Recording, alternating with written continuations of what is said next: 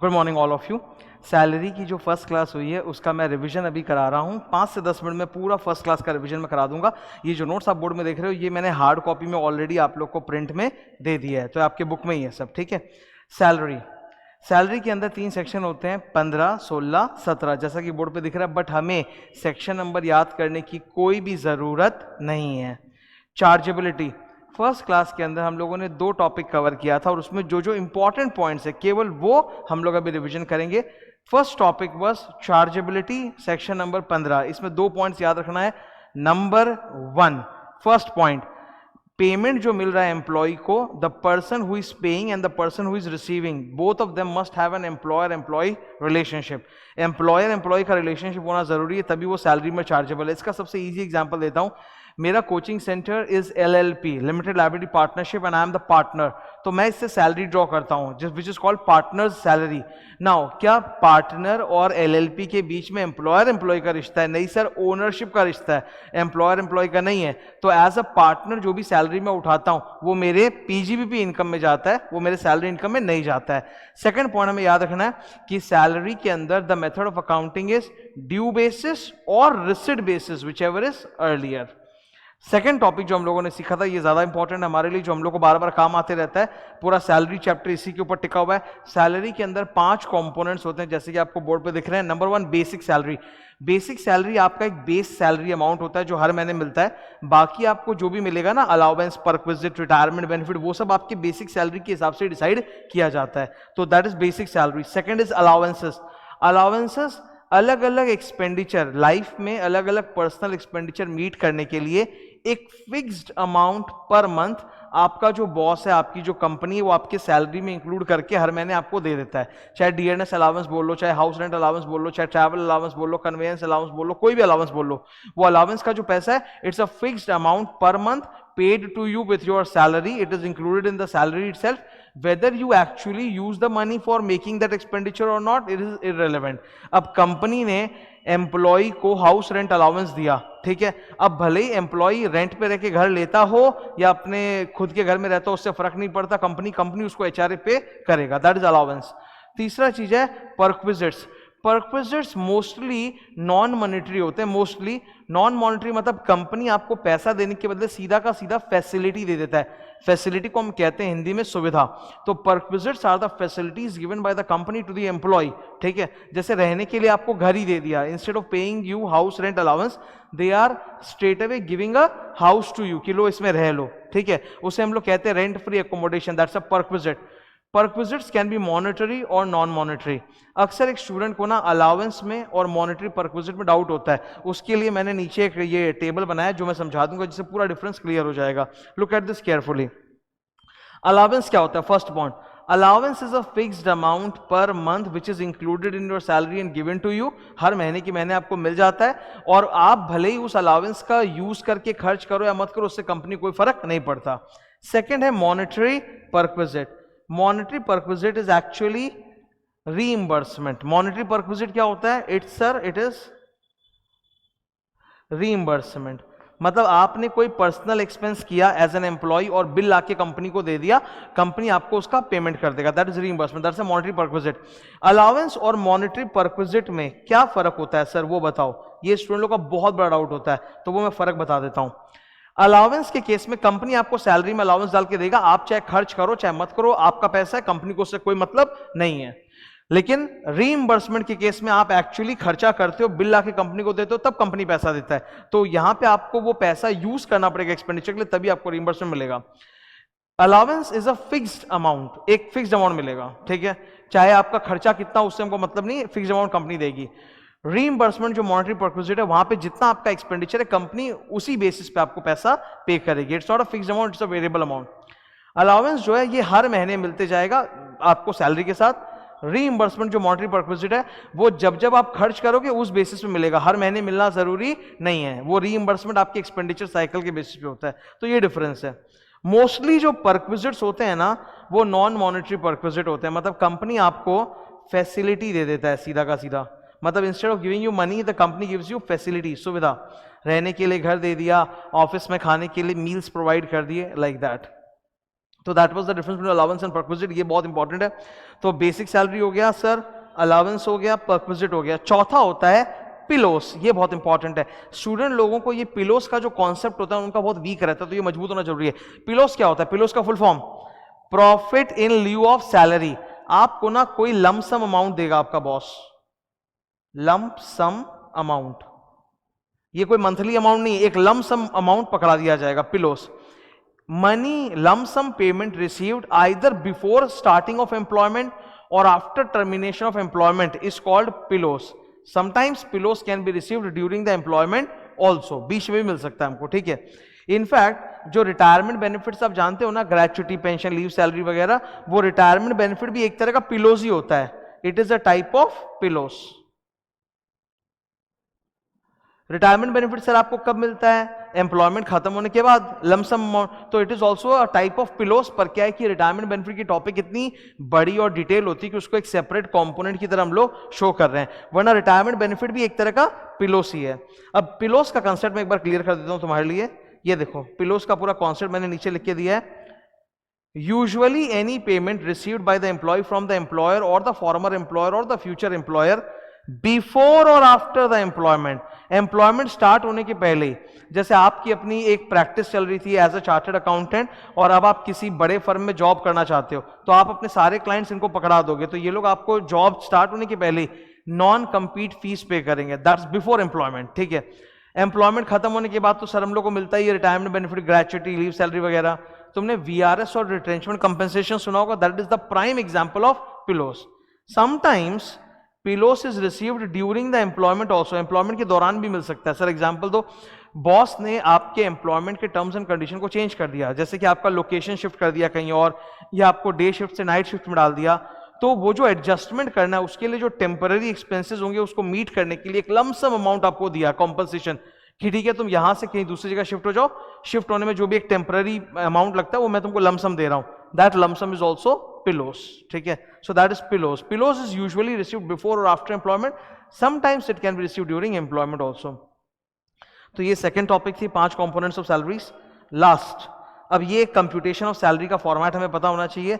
Salary में आपको जो जो मिल रहा है, basic salary, allowance, perquisite, provident fund, retirement benefit, सब आप जोड़ो, ग्रॉस सैलरी आएगा। उसे सेक्शन नंबर 16 के अनुसार 3 डिडक्शन देने पड़ते हैं। ये 3 डिडक्शन हम लोग आगे वाली क्लास में डिटेल में सीखेंगे, और फिर जाके निकल के आता है taxable salary. Okay, so that was the revision of the first class. Thank you. Hello everyone, आज सैलरीज की सेकंड क्लास हो चुकी। सेकंड क्लास जो सैलरीज का वो फुल अलाउंसेस टॉपिक के ऊपर बेस्ड है। You know that the most important component in salaries is perquisites, और परक्विजिट के ठीक पहले वाली टॉपिक है अलाउंसेस। तो अलाउंसेस की पूरी क्लास थी आज सेकंड क्लास, उसका ही मैं रिवीजन अभी कराने जा रहा हूं तुम लोग के साथ। ये 2 पेज है और फटाफट रिवीजन हो जाएगा, सारे इंपॉर्टेंट पॉइंट्स है, ठीक है। अलाउंसेस क्या होता है? Allowances are fixed monthly payment, मतलब जो हर महीने की 30 तारीख को सैलरी मिलती है ना, उसी के अंदर अलाउंस का पैसा जोड़ा हुआ रहता है। ओके, अलाउंस का पर्पस क्या होता है? 2 पर्पसेस हो सकते हैं। पहला, to meet the personal expenses, अगर आपको आपके पर्सनल एम्प्लॉय के पर्सनल एक्सपेंसेस को मीट करने के लिए दिया जा रहा है, वो भी अलाउंस है। या फिर it can be with respect to office expenses, office expenses के लिए भी हो सकता है। पर्सनल एक्सपेंस के लिए कोई एग्जांपल दे दो, DNS allowance, children education allowance, वो पर्सनल है। ऑफिस एक्सपेंस रिलेटेड कोई अलाउंस है क्या? हाँ है ना, conveyance allowance, travelling allowance, uniform allowance. Next, आप अलाउंस के पैसे को खर्च करो या मत करो, कंपनी आपको, बॉस आपको, एम्प्लॉयर आपको जरूर देगा। सो एम्प्लॉयर को फर्क नहीं पड़ता कि आप खर्च कर रहे हो कि नहीं, वो आपको जरूर अलाउंस का पैसा देता है, ठीक है। हाउएवर इनकम टैक्स लॉ को फर्क पड़ता है। इनकम टैक्स लॉ अलाउंस में एग्जेम्पशन तभी देता है जब एक्चुअली आप खर्च कर रहे हो, वरना नहीं देता है। Now income tax law grants exemption not in respect of all allowances but in respect of some allowances. सारे अलाउंसेस का एग्जेम्पशन नहीं है, कुछ कुछ अलाउंसेस है केवल जिनमें कुछ एग्जेम्पशन होता है, ठीक है। हमें ध्यान किस पे देना है? We don't have to focus on those allowances which are fully taxable, we have to focus on those allowances which are having some kind of exemption, whole or partial exemption. इनका जो एग्जेम्पशन देने का style है ना, वो 3 है। Number 1 है formula based exemption, सबसे खतरनाक यही है। ये एचआरए में होता है, हाउस रेंट अलाउंस में ना इन्होंने एक फॉर्मूला बना रखा है, 3 चीजें निकालो, उसमें से जो लोअर है उतने का एग्जेम्पशन, सो वो सबसे खतरनाक है। सेकेंड एग्जेम्पशन इनका होता है फिक्स्ड अमाउंट बेस्ड एग्जेम्पशन, जहां आपके एक्चुअल एक्सपेंडिचर के अमाउंट से हमें मतलब नहीं है, एक्सपेंडिचर होना चाहिए पर कितना होना चाहिए उससे कोई फर्क नहीं पड़ता, आपको एक फिक्स्ड अमाउंट का एग्जेम्पशन मिलेगा। इसका सबसे बेस्ट एग्जांपल है चिल्ड्रन एजुकेशन अलाउंस। ठीक है, मैं चिल्ड्रन एजुकेशन अलाउंस को लेकर तुम्हारे सामने दो एग्जांपल रख रहा हूं, ध्यान से सुनना। दो एम्प्लॉइज है कंपनी में, दोनों को सेम सैलरी मिलता है, same children education allowance company की तरफ से मिलता है। एम्प्लॉय नंबर 1 के बच्चे नहीं है तो गवर्नमेंट उसको कोई कंपनी को फर्क नहीं पड़ता, कंपनी तो उसको फिर भी अलाउंस देगी। अब गवर्नमेंट बोलती है कि अगर आपके बच्चे ही नहीं है तब आपको चिल्ड्रन एजुकेशन अलाउंस में कोई एग्जेम्पशन नहीं मिलेगा। दूसरा एम्प्लॉय है, उसके 2 बच्चे हैं तो उसको चिल्ड्रन एजुकेशन अलाउंस में एग्जेम्पशन मिलेगा, जो होता है 100 रुपया पर मंथ इंटू पर चाइल्ड इंटू 12 मंथ्स, वो उसको एग्जेम्पशन मिलेगा। दूसरी चीज आप समझो, यहां पे जो एग्जेम्पशन मिलता है वो फिक्स्ड अमाउंट का है, इररेस्पेक्टिव ऑफ कि आपका एक्चुअल खर्च क्या है। जैसे इस एग्जांपल को देखो, कंपनी एजुकेशन अलाउंस कितना दे रही है, 150 रुपया पर मंथ पर चाइल्ड। ठीक है, एक्सपेंडिचर कितना लग रहा है, लेट अस से 80 rupees per month. Company employ को 150 रुपया पर मंथ पर चाइल्ड देती है अलाउंस का, और उसका एक्चुअल खर्चा कितना, 80 रुपए। 80 रुपए से कोई मतलब नहीं है, गवर्नमेंट उसको 100 रुपए का एग्जेम्पशन देगी, तो एग्जेम्पशन कितना मिलेगा, 100 रुपए का। तो एक्चुअली कंपनी 150 रुपया पर मंथ दे रही है, खर्चा हो रहा है 80 रुपया, 70 रुपया फायदा हो रहा है, पर 70 रुपए पे टैक्स नहीं है, टैक्स सिर्फ 50 रुपए पे ही है। 150 रुपया अलाउंस जो मिला माइनस फिक्स्ड एग्जेम्पशन 100 रुपया। Okay, third,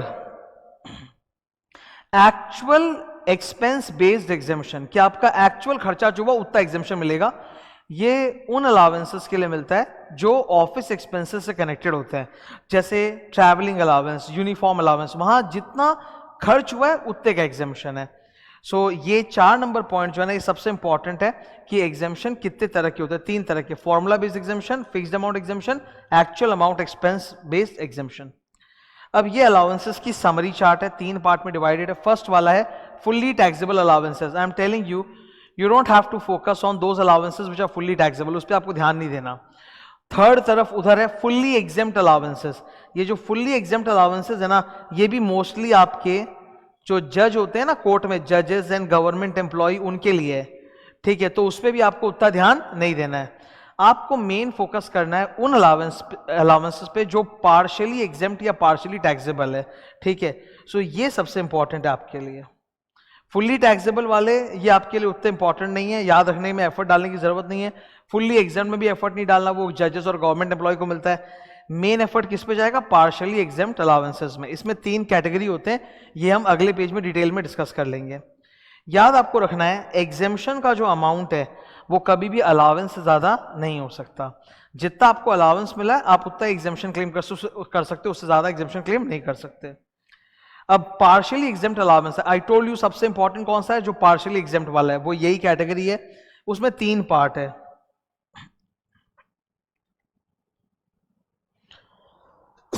sorry, A B C. Number A, section number 10 का 13 है, इसमें किस चीज से अलाउंस है, हाउस रेंट अलाउंस। फॉर्मूला उसका होता है, 3 चीजें होती है, उसमें से लोअर लेना पड़ता है। हाउस रेंट अलाउंस नीचे अपने डिस्कस करेंगे, सी बिलो।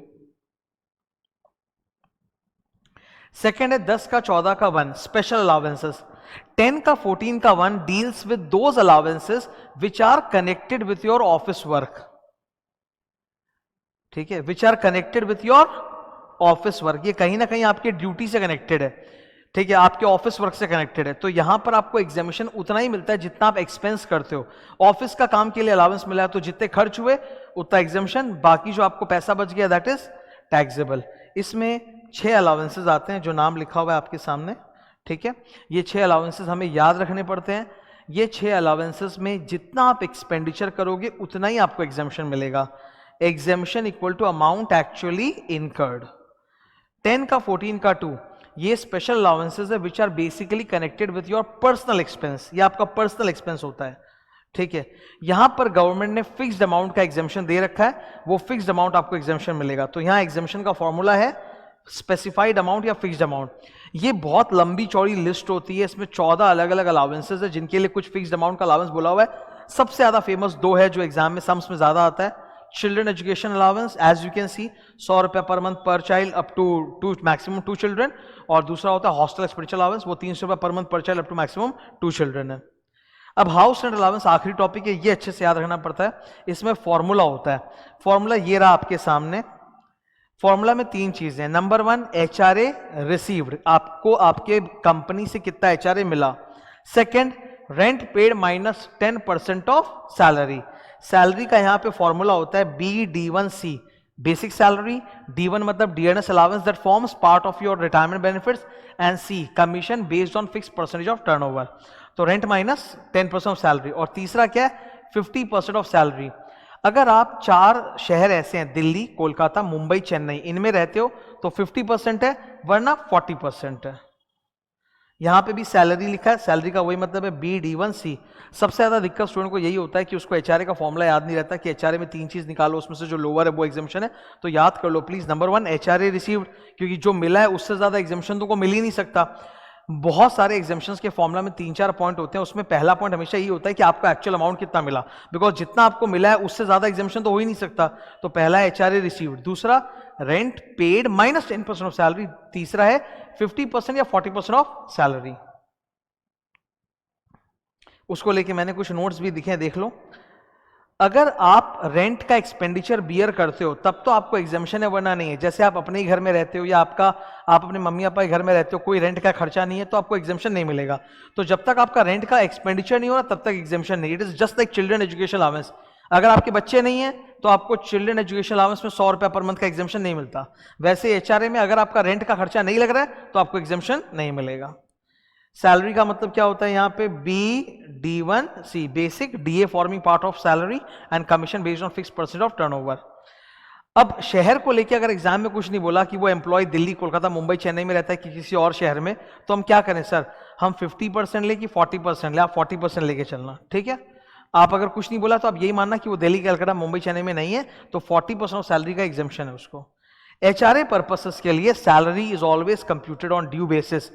चाहे अलाउंस में हाउस रेंट अलाउंस हो, चाहे परक्विजिट में रेंट फ्री अकोमोडेशन हो, दोनों में सैलरी ड्यू बेसिस पे ली जाती है। So that was the summary discussion on allowances आज का सेकंड क्लास पे, ठीक है। Thank you. हेलो एवरीवन, आज सैलरीज की तीसरी क्लास थी और आज हम लोगों ने परक्विजिट सीखा। परक्विजिट सैलरीज पूरे टॉपिक के अंदर, सैलरीज हेडिंग के अंदर सबसे बड़ा और सबसे इंपॉर्टेंट टॉपिक है।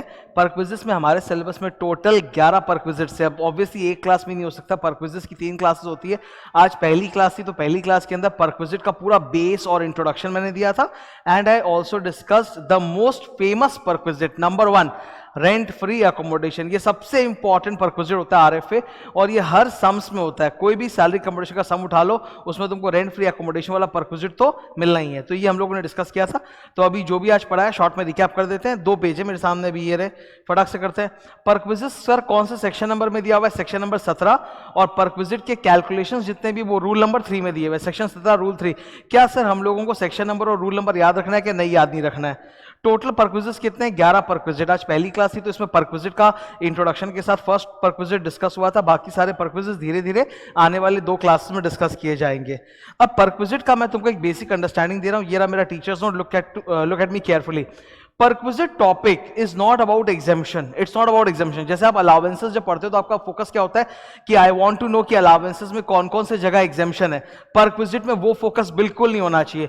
परक्विजिट में मैं आपको बता देता हूं, केवल जो छोटे मोटे परक्विजिट्स होते हैं ना, उसमें थोड़ा बहुत एग्जाम्शन है। जो बड़े वाले परक्विजिट्स होते हैं उसमें एग्जाम्शन होता ही नहीं है। परक्विजिट कुछ और ही है। What is it? सबसे पहले तो परक्विजिट होता क्या है? अगर कंपनी आपने एम्प्लॉय को कोई सुविधा या कोई फैसिलिटी दे रही है तो उसको हम लोग परक्विजिट कहते हैं। कहने को तो 2 प्रकार के परक्विजिट है, monetary, non monetary. Monetary perquisite का मतलब है कि एम्प्लॉय ने कोई खर्चा किया और बिल आके कंपनी को दिया, कंपनी ने रीइंबर्समेंट कर दिया, तो रीइंबर्समेंट इज मॉनिटरी परक्विजिट। पर वो उतना फेमस नहीं है, उतना काम का नहीं है। असली परक्विजिट जो होता है वो होता है non monetary perquisite. Non monetary perquisite का मतलब क्या है कि कंपनी डायरेक्टली आपको पैसा देने के बजाय सीधा फैसिलिटी दे रहा है। जैसे रहने के लिए घर दे दिया, यूज करने के लिए गाड़ी दे दिया, घर में सर्वेंट, कीपर वगैरह प्रोवाइड कर दिए, एटसेट्रा। तो directly company is giving facility to the employee. Now the question is, most of the purposes are non monetary in nature, पर जब आप सैलरी कंप्यूटेशन बनाओगे किसी भी एम्प्लॉय का, तो कंपनी की तरफ से जो उसको बेनिफिट मिला है नॉन मॉनिटरी पर्पसेस, उसका तो कुछ अमाउंट कैलकुलेट करके आपको बाहर डालना पड़ेगा आउटर कॉलम में. So you will have to calculate the monetary value of the non monetary perquisite. मतलब कंपनी ने आपको रहने के लिए घर दिया, ये तो नॉन मॉनिटरी पर्क्विजिट है. अब इसका एग्जैक्टली बेनिफिट रुपीस टर्म्स में आपको कैलकुलेट करना है ताकि उस एम्प्लॉय की सैलरी कंपटीशन में बाहर लिख सको. तो हर नॉन मॉनिटरी पर्क्विजिट के लिए we have to calculate perquisite value, PV. हमें कैलकुलेट क्या करना पड़ता है? PV, perquisite value. It's a monetary amount और the benefit of the facility given to the employee by the employer. तो उसका एक मॉनिटरी अमाउंट हम लोग निकालते हैं. इसको पर्क्विजिट वैल्यू के ना अलग अलग फॉर्मूला होते हैं, कोई स्टैंडर्ड फॉर्मूला नहीं है. ये देखो आप 11 पर्क्विजिट है ना, हर जगह पर्क्विजिट वैल्यू निकालने का फॉर्मूला अलग है. ये सारे जो पर्क्विजिट वैल्यू निकालने के फॉर्मूला है कहां दिए हुए? रूल 3 में. Perquisites are taxable only if availed by the employee. अब कंपनी ने सपोज अपने एम्प्लॉय को रहने के लिए घर अलॉट कर दिया, पर वो उसमें रह ही नहीं रहा है, तो उसका फिर पर्क्विजिट वैल्यू काउंट नहीं होगा. लिस्ट ऑफ एग्जेम्प्टेड पर्क्विजिट्स, छोटे मोटे पर्क्विजिट्स हैं जो एग्जेम्प्टेड होते हैं, जो हमें याद रखना जरूरी है. Number 1, telephone mobile bill. Telephone mobile का अगर कंपनी अलाउंस देती है फुल्ली टैक्सेबल, पर्क्विजिट देती है तो फुल्ली एग्जेम्प्ट. इसके अलावा 3 तरह के इंश्योरेंस प्रीमियम है जो अगर कंपनी पे करे अपने एम्प्लॉय के लिए तो वो एग्जेम्प्ट होता है. हेल्थ इंश्योरेंस, एक्सीडेंट कवरेज और ग्रुप स्टाफ इंश्योरेंस स्कीम. अगर कंपनी कोई ट्रेनिंग कोर्स कराए या अपने सारे एम्प्लॉयज को क्लब या थोड़ा सा ये क्या बोलते हैं जिम वगैरह का फैसिलिटीज दे तो वो एग्जेम्प्ट होता है. If the employer pays the tax on the non monetary perquisite, जैसे कि एम्प्लॉय को नॉन मॉनिटरी पर्क्विजिट मिला, अब उसके ऊपर भी जो टैक्स का अमाउंट निकल के आएगा वो बॉस खुद ही पे कर रहा है, तो it is exempted in the hands of employee, but it is taxable in the hands of the boss in the sense कि कंपनी का जब पीजीबीपी का कंप्यूटेशन होगा तो उसमें उसको उस टैक्स ऑन नॉन मॉनिटरी पर्क्विजिट का रिडक्शन नहीं मिलेगा. ठीक है, तो ये था लिस्ट ऑफ एग्जेम्प्टेड पर्क्विजिट्स. मैं थोड़ा फास्ट इसलिए हूं बिकॉज ये रिविजन क्लास है.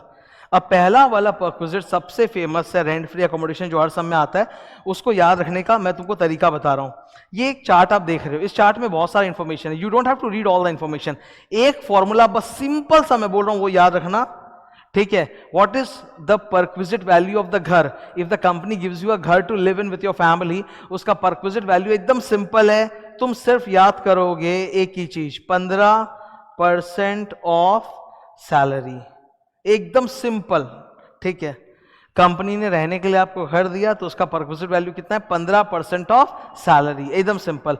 सैलरी में यहां क्या क्या आएगा सर? BA, BC, DM. ठीक है, क्या क्या आएगा? BA, BC, DM. Basic salary, allowances का taxable portion, bonus, commission, DNS allowance forming part of retirement benefit and any other monetary payment. तो ये 6 चीजें आती है. बस 15% कैलकुलेट किया, काम बन गया. बीए बीसी डीएम क्या होता है? ये रहा, देख लो. ठीक है, बीए बीसी डीएम. जब हम लोग हाउस रेंट अलाउंस पढ़ते हैं तो वहां पे जब एग्जेम्पशन मिलता है, rent paid minus 10% of salary, 40-50% of salary, वहां सैलरी का फॉर्मूला अलग होता है, वो होता है BD1C. यहां पे रेंट फ्री अकोमोडेशन में क्या है? BA BC DM. ठीक है, बेसिकली ये सारे मॉनिटरी पेमेंट्स है. Basic pay, allowance, bonus, commission, all these are monetary payments. तो ये आप कैलकुलेट करोगे. आरएफए में एक स्टूडेंट को शुरू में दिक्कत नहीं होती, पर बाद में जाके जब वो सम्स वगैरह करता है तो उसको दिक्कत होती है. मैं तुम्हारा प्रॉब्लम सॉल्व कर देता हूं, एकदम सिंपल.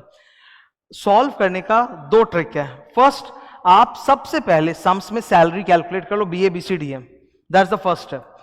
ठीक है, सबसे पहला स्टेप क्या होता है? आप बीए बीसी डीएम कैलकुलेट कर लो सैलरी. फिर सेकंड स्टेप पे अब आप कैलकुलेट करो कि रेंट फ्री अकोमोडेशन का पूरा पर्क्विजिट वैल्यू क्या है, 15% ऑफ सैलरी, या फिर अगर कंपनी ने वो प्रॉपर्टी खुद रेंट पे लेके एम्प्लॉय को दिया है तो रेंट चार्जेस. 2 चीज निकलेगा, 15% of salary, rent charges, whichever is lower, that is the perquisite value. अब अगर उसमें कंपनी ने आपको फर्नीचर वगैरह भी दिया है तो आप ऐड कर दो. अगर ओन्ड फर्नीचर है तो 10% ऑफ कॉस्ट, अगर हायर्ड फर्नीचर है तो हायर चार्जेस, वो ऐड कर दो, आ जाएगा आपका पर्क्विजिट वैल्यू. एम्प्लॉई से अगर कंपनी कुछ कंसेशनल रेंट या छोटा मोटा रेंट कलेक्ट कर रही है तो वो माइनस कर दो, that gives you perquisite value. Important ये मेन चीज याद रखो, 15% ऑफ सैलरी, बाकी सब ना आनी जानी है. मैं बता रहा हूं मेन क्या है. घर मिला है कंपनी की तरफ से, what is the perquisite value? 15% of salary. Salary का फॉर्मूला बीए बीसी डीएम. जब भी तुम कैलकुलेट करो, make 2 working notes. First working note compute salary BABCDM, second working note perquisite value का 15% सैलरी, और अगर रेंट पे घर है तो ऐड कर दो विच एवर इज लोअर, फिर फर्नीचर का चार्जेस ऐड कर दो, इस तरह से, ठीक है। तो ये था आज की क्लास का रिविजन। और भी परक्विजिट है वो हम लोग आगे की क्लास में करेंगे, तब रिवाइज कराऊंगा। Thank you. Good morning all of you. आज अपनी सैलरीज की 4th क्लास, जिसमें परक्विजिट की 2nd क्लास थी, उसका मैं रिवीजन कराने जा रहा हूँ। ये क्लास मैंने कल लिया था, रिवीजन आज इसका सुबेरे में करा रहा हूँ। Before starting with the revision एक गुड न्यूज़ शेयर कर रहा हूँ। इस बैच में 5 इयर्स के बैच में कल शाम 6 बजे तक 100 स्टूडेंट्स टच कर गए थे। मतलब we have already complete 100 students, 100 students हमारे इस बैच में रजिस्टर हो चुका है। बहुत सारे गूगल ड्राइव मोबाइल ऐप के स्टूडेंट्स हैं, कुछ फेस टू फेस के स्टूडेंट्स हैं। सबसे बेहतरीन बात जो हुई, ये जो 100 स्टूडेंट्स का बैच है ये पूरे इंडिया से स्प्रेड होके आया है। इसकी जो डाइवर्सिटी है ज्योग्राफिकली वो अद्भुत है। नाउ एक स्टूडेंट तो ऑब्वियसली तुम बोलोगे sir why are you sharing this data, कि how many students are there. It's just about my excitement, I am so happy because income tax में I am a new teacher. So जब लोगों का एक विश्वास मिलता है तो वैलिडेशन मिलता है तो उससे खुशी होती है, इसीलिए मैं शेयर कर रहा हूँ। स्टार्ट करते हैं। 4th क्लास जो सैलरी की हुई थी परक्विजिट की 2nd क्लास, उसमें मैंने 4 परक्विजिट डिस्कस किए थे। पहला मैंने डिस्कस किया था रेंट फ्री एकोमोडेशन में कुछ स्पेशल केसेस जो बचे हुए थे। पिछले क्लास में तो रेंट फ्री एकोमोडेशन हो ही चुका था, पर कुछ स्पेशल केसेस बचे हुए थे, वो मैंने डिस्कस किया था। अगर एम्प्लॉयर एम्प्लॉय को 2 अलग अलग लोकेशन पे घर दे रहा है, ट्रांसफर हुआ है, तो टेम्पररी पहले वाला घर भी मिला हुआ है, नया वाला घर भी मिला हुआ है, तब उस केस में क्या होगा, गवर्नमेंट बोलती है कि हम आपको 90 दिन का टाइम देंगे to shift to one place. 90 दिन का टाइम चाहिए 3 महीने का एडजस्टमेंट्स के लिए, कि बच्चों की स्कूल शिफ्ट करानी पड़ेगी वगैरह वगैरह, तो 3 महीने का टाइम देंगे। तो 90 दिन तक दोनों घर में से किसी एक घर का ही हम परक्विजिट वैल्यू टैक्स करेंगे। ओके, जो भी लोअर होगा वही हम लोग चुनेंगे। लेकिन 90 दिन के बाद अगर आप फिर भी दोनों जगह घर मेंटेन करके रखे हो तो आपका डबल RFA पे परक्विजिट लगेगा, RFA 1 पे भी, RFA 2 पे भी। ये रहा इसका समरी। देखो, फॉर फर्स्ट 90 days पर the one of the houses with lower perquisite value, for after that RFA 1 plus RFA 2। Next, second वाला होटल एकोमोडेशन। इसमें 2 सिचुएशन है। पहला सिचुएशन होटल इंडस्ट्री में होता है। जो 5 स्टार होटल्स वगैरह होते हैं ना, उनमें जो टॉप मैनेजर सीनियर मैनेजर होते हैं उनको होटल के अंदर ही एक रूम दे दिया जाता है रहने के लिए परिवार के साथ। तो ऑब्वियसली वहां पर हम लोग परक्विजिट वैल्यू 15% ऑफ सैलरी नहीं लगाएंगे, होटल है कॉस्टली है, तो 24% ऑफ सैलरी लगाएंगे। तो वहां परक्विजिट वैल्यू होता है 24% ऑफ सैलरी और hire charges whichever is lower.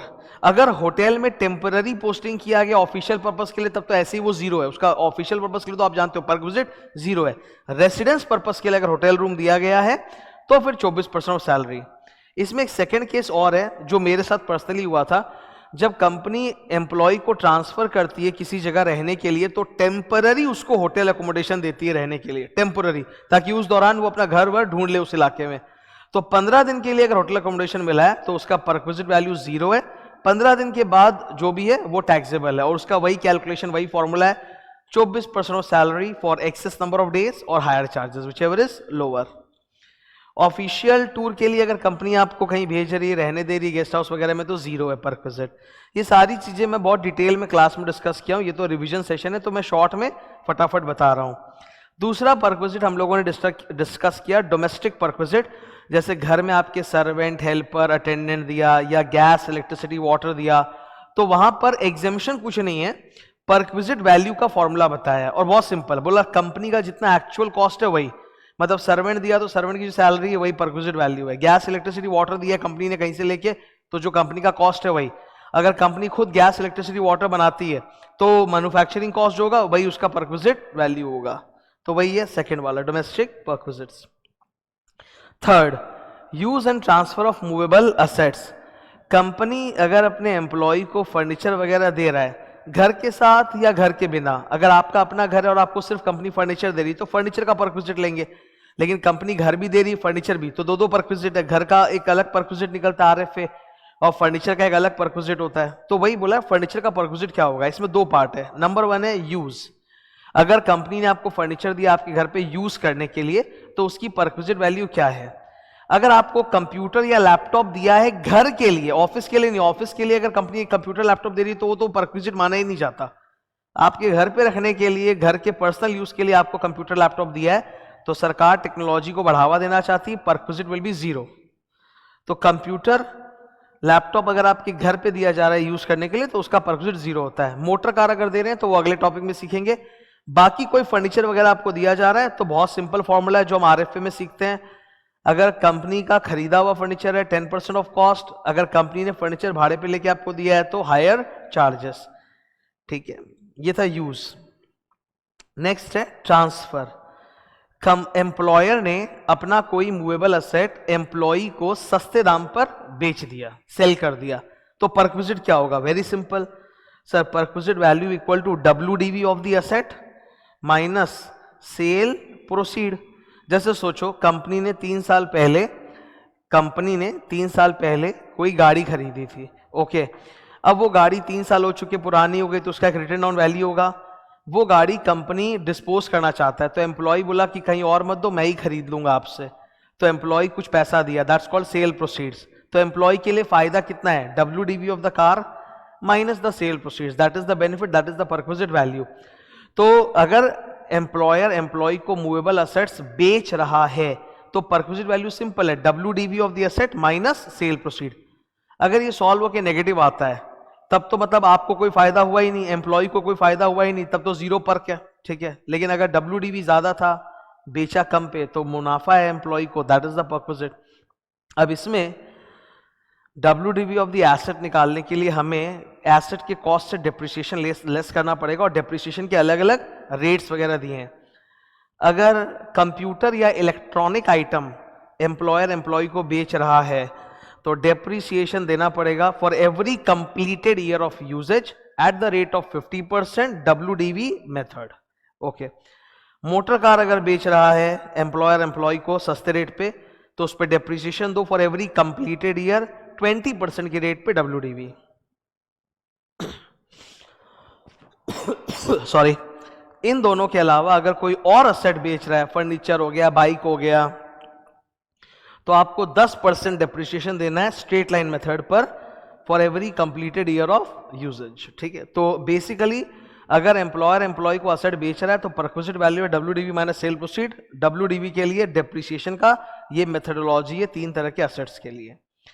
आज का चौथा परक्विजिट और सबसे इंपॉर्टेंट यही था, इसी में सबसे ज्यादा टाइम हम लोगों ने इन्वेस्ट किया, perquisite value of motor car. Motor car आपको यूज करने के लिए दिया, बेचा नहीं, बेचा तो अपने ऊपर पड़े 20% WDV डेप्रिसिएशन है। अब मोटर कार अगर कंपनी ने आपको दिया है तो उसमें 3 केसेस हैं। नंबर 1, फुल्ली ऑफिशियल पर्पस के लिए दिया है तो परक्विजिट 0।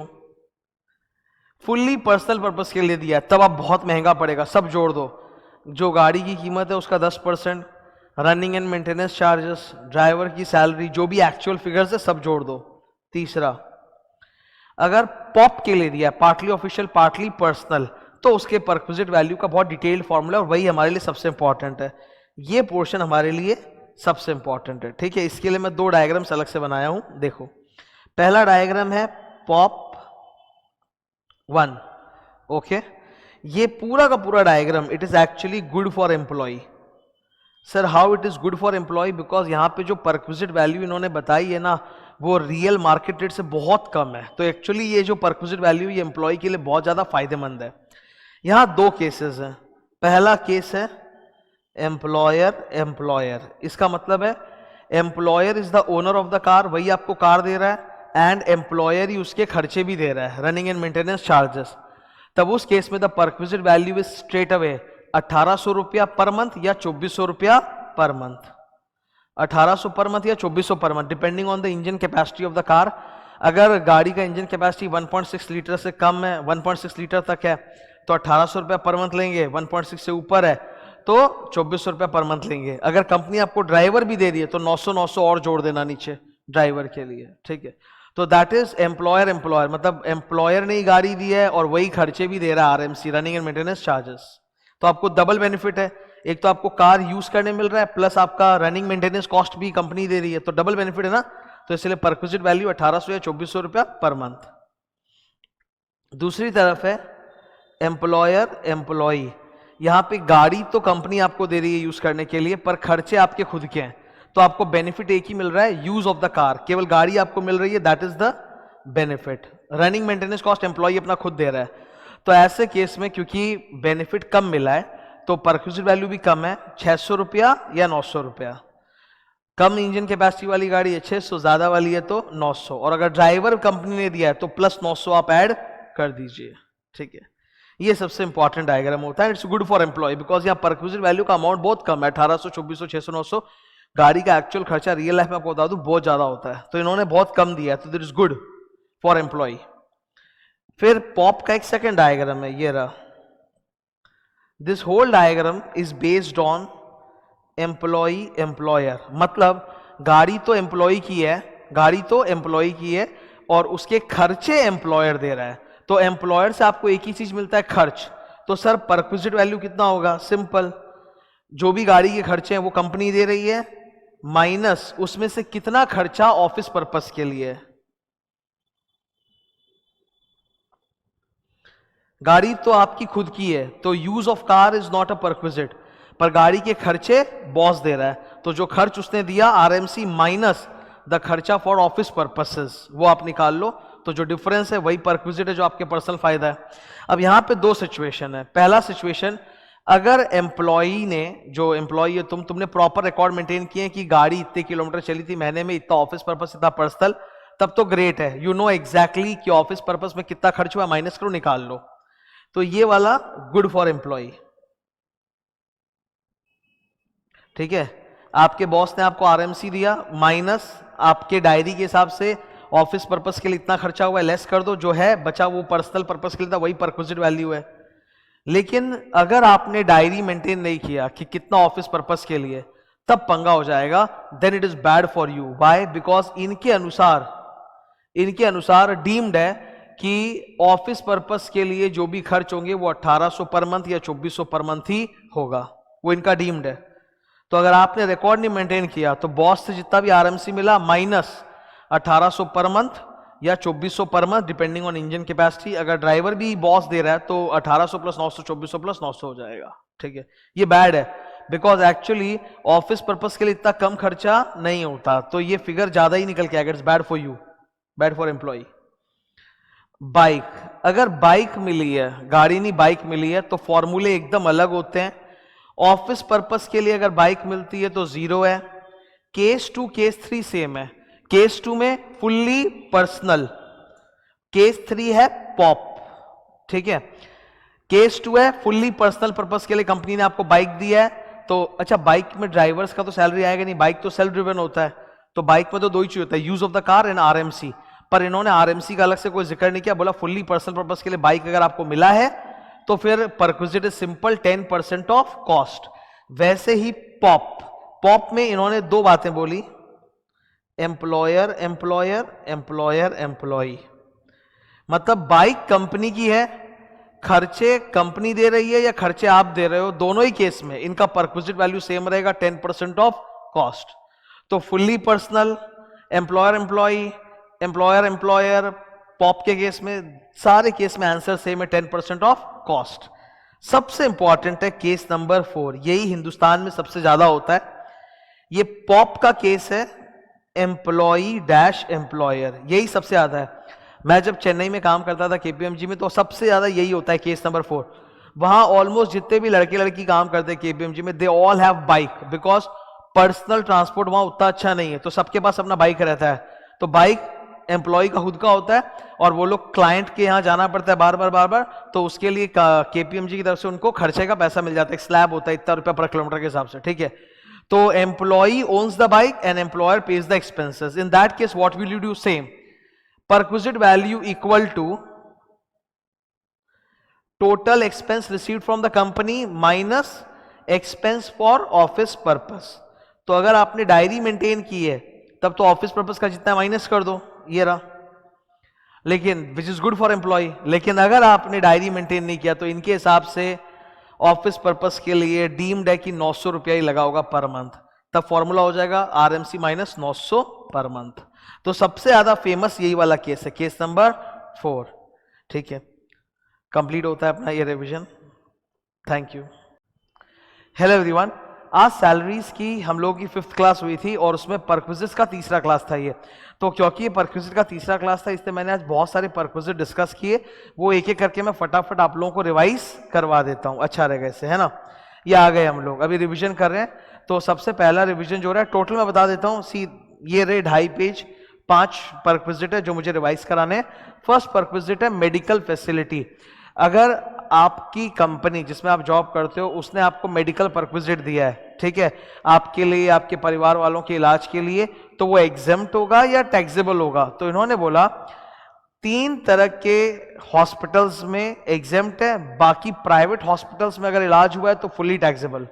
तो प्रैक्टिकली मोस्ट ऑफ द लोग अपना ट्रीटमेंट प्राइवेट हॉस्पिटल या नर्सिंग होम वगैरह में कराते हैं और उसके लिए अगर बॉस पैसा दे रहा है तो that is fully taxable. Okay, केवल 3 केसेस, 3 ऐसे अस्पताल हैं जहां पे अगर आप इलाज कराओगे और बॉस ने पैसा दिया तो वो एग्जेम्प्ट है। कौन कौन सा? Number 1 government hospital, number 2 employer का खुद का हॉस्पिटल, ओनरशिप, खुद का हॉस्पिटल एम्प्लॉयर का, कंपनी का। तीसरा for treatment of specified diseases, किसी अप्रूव्ड हॉस्पिटल में आपने ट्रीटमेंट करवाया है। तो ये 3 केसेस है जहां एग्जेम्प्ट है, अदरवाइज कोई प्राइवेट अस्पताल में अगर आप इलाज कराए और आपकी कंपनी पेमेंट कर रही that is fully taxable. Second चीज इसमें और एक होता है कि अगर इलाज आउटसाइड इंडिया हुआ है, बाहर, इंडिया के बाहर हुआ है, तो 3 तरह के खर्चे होते हैं, ट्रीटमेंट का खर्चा और वहां जाके रहने का खर्चा, स्टे का खर्चा। तो ट्रीटमेंट का खर्चा और स्टे का खर्चा के लिए इन्होंने बोला कि इसके लिए आरबीआई ने जो लिमिट तय कर रखी है एग्जेम्पशन की उतना एग्जेम्प्टेड रहेगा। ग्रेट। और ट्रैवल एक्सपेंसेस, जो यहां इंडिया से बाहर जाना और वापस आना, उसको बोलते हैं travel expense. Travel expense will be exempt only if the gross total income of the employee excluding the travel expense वाला perquisite comes to less than equal to 2 lakh rupees. ठीक है, तब तो एग्जेम्पशन है, वरना एग्जेम्पशन नहीं है। यहां पर इलाज चाहे एम्प्लॉय का हो चाहे फैमिली का हो, एग्जेम्पशन है। फैमिली का definition is very important, it is given in section number 10 clause 5, आपको याद होना चाहिए। फैमिली में 2 पार्ट्स है। Number 1 spouse and children, whether dependent और नॉट, चाहे वो आपके ऊपर फाइनेंशियली डिपेंडेंट हो या नहीं, वो फैमिली में काउंट होंगे, उनका इलाज का खर्चा is exempt, spouse and children. परंतु सेकंड वाला इज थोड़ा डिफरेंट, माता पिता, भाई बहन, इन्होंने इनको सेकंड कैटेगरी फैमिली में डाल दिया। बोला माता पिता, भाई बहन, इनके इलाज पे अगर आपकी कंपनी ने खर्चा किया है तो वो एग्जेम्प्ट तभी होता है जब ये तीनों, मतलब पेरेंट्स, ब्रदर या सिस्टर, ये आपके ऊपर होली एंड मेनली डिपेंडेंट हो। ठीक है, तो बीवी बच्चों के लिए डिपेंडेंट होना जरूरी नहीं है, लेकिन पेरेंट्स, ब्रदर, सिस्टर के लिए डिपेंडेंट होना जरूरी है, तभी जाके उनके ऊपर खर्च किया हुआ मेडिकल परक्विजिट एग्जेम्प्ट होगा। ओके, इसमें मैं आपको एक चीज बता दूं शॉर्ट में, मेडिकल परक्विजिट का कभी भी करो तो 2 चीज देखना हमेशा क्वेश्चन में। नंबर 1 किस अस्पताल में ट्रीटमेंट हुआ है, नंबर 1, क्योंकि अगर वो इन 3 अस्पताल में नहीं है तो फुल्ली टैक्सेबल है, बात खत्म वहीं पे। सेकंड आप देखना किसका इलाज हुआ है, जिस बंदे का इलाज हो रहा है, जिस पर्सन का, क्या वो फैमिली के इस डेफिनेशन में फॉल करता है कि नहीं। क्योंकि अगर वो इस डेफिनेशन में नहीं है, जैसे इंडिपेंडेंट ब्रदर जो इंडिपेंडेंट है, ठीक है, या ग्रैंडफादर, तो वो सब फैमिली में डेफिनेशन में है ही नहीं, उनका इलाज फुल्ली टैक्सेबल, चाहे वो गवर्नमेंट हॉस्पिटल में ही हो, वो फुल्ली टैक्सेबल। तो 2 चीज देखनी है, किस अस्पताल में इलाज हो रहा है और किस पर्सन का इलाज हो रहा है। Next comes education facility. Education facility के लिए भी इन्होंने बोला है 2 तरह के इंस्टीट्यूट्स हैं, 2 तरह के इंस्टीट्यूट्स हैं जिनमें हम एग्जेम्पशन की सोच सकते हैं। बाकी कोई इंस्टीट्यूट में अगर पढ़ाई करने के लिए फैसिलिटी मिल रहा है तो वो फुल्ली टैक्सेबल है। कौन से 2 तरह के इंस्टीट्यूट में पढ़ाई की बात हो रही है? या तो कंपनी का, मतलब एम्प्लॉयर का खुद का एक स्कूल है, उसमें पढ़ाई की बात हो रही है, या फिर कंपनी का किसी दूसरे स्कूल के साथ टाई अप है। तो either it is employers institute और एम्प्लॉयर्स टाई अप या अरेंजमेंट किया हुआ इंस्टीट्यूट, इनमें अगर पढ़ाई करवाई जा रही है तो हम एग्जेम्पशन का सोच सकते हैं। बाकी किसी केस में तो, बाकी कोई स्कूल में अगर पढ़ रहा है तो वो फुल्ली टैक्सेबल। अब अगर आप मान लो एम्प्लॉयर के इंस्टीट्यूट या टाई अप इंस्टीट्यूट में पढ़ रहे हो तो वहां पे भी देखना पड़ेगा कौन पढ़ रहा है। एम्प्लॉय की खुद की पढ़ाई है, फुल्ली एग्जेम्प्ट। एम्प्लॉय के बच्चों की पढ़ाई है, यहां बच्चों में कोई लिमिट नहीं है, 2 बच्चे, 3 बच्चे, 4 बच्चे, जितने भी हो सकते हैं। अगर बच्चों की पढ़ाई है तो अगर cost of education is coming out to be less than equal to 1000 rupees per month, then it is fully exempt. पर अगर वो 1000 रुपए से ज्यादा है, 1100 रुपया, तो पूरा 1100 रुपया टैक्सेबल। यहाँ एक अच्छी बात है कि बच्चों पे कोई लिमिट नहीं है, 3-2 बच्चों वाला ऐसा कोई लिमिट नहीं है, जितना भी हो सकता है, ठीक है।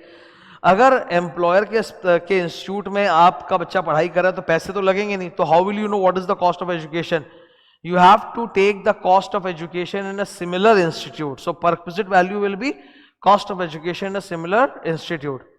बच्चों के केस में छूट है अगर 1000 रुपए के अंदर हो, एम्प्लॉय के केस में फुल्ली एग्जेम्प्ट है, पर किसी परिवार वाले के लिए फुल्ली टैक्सेबल है।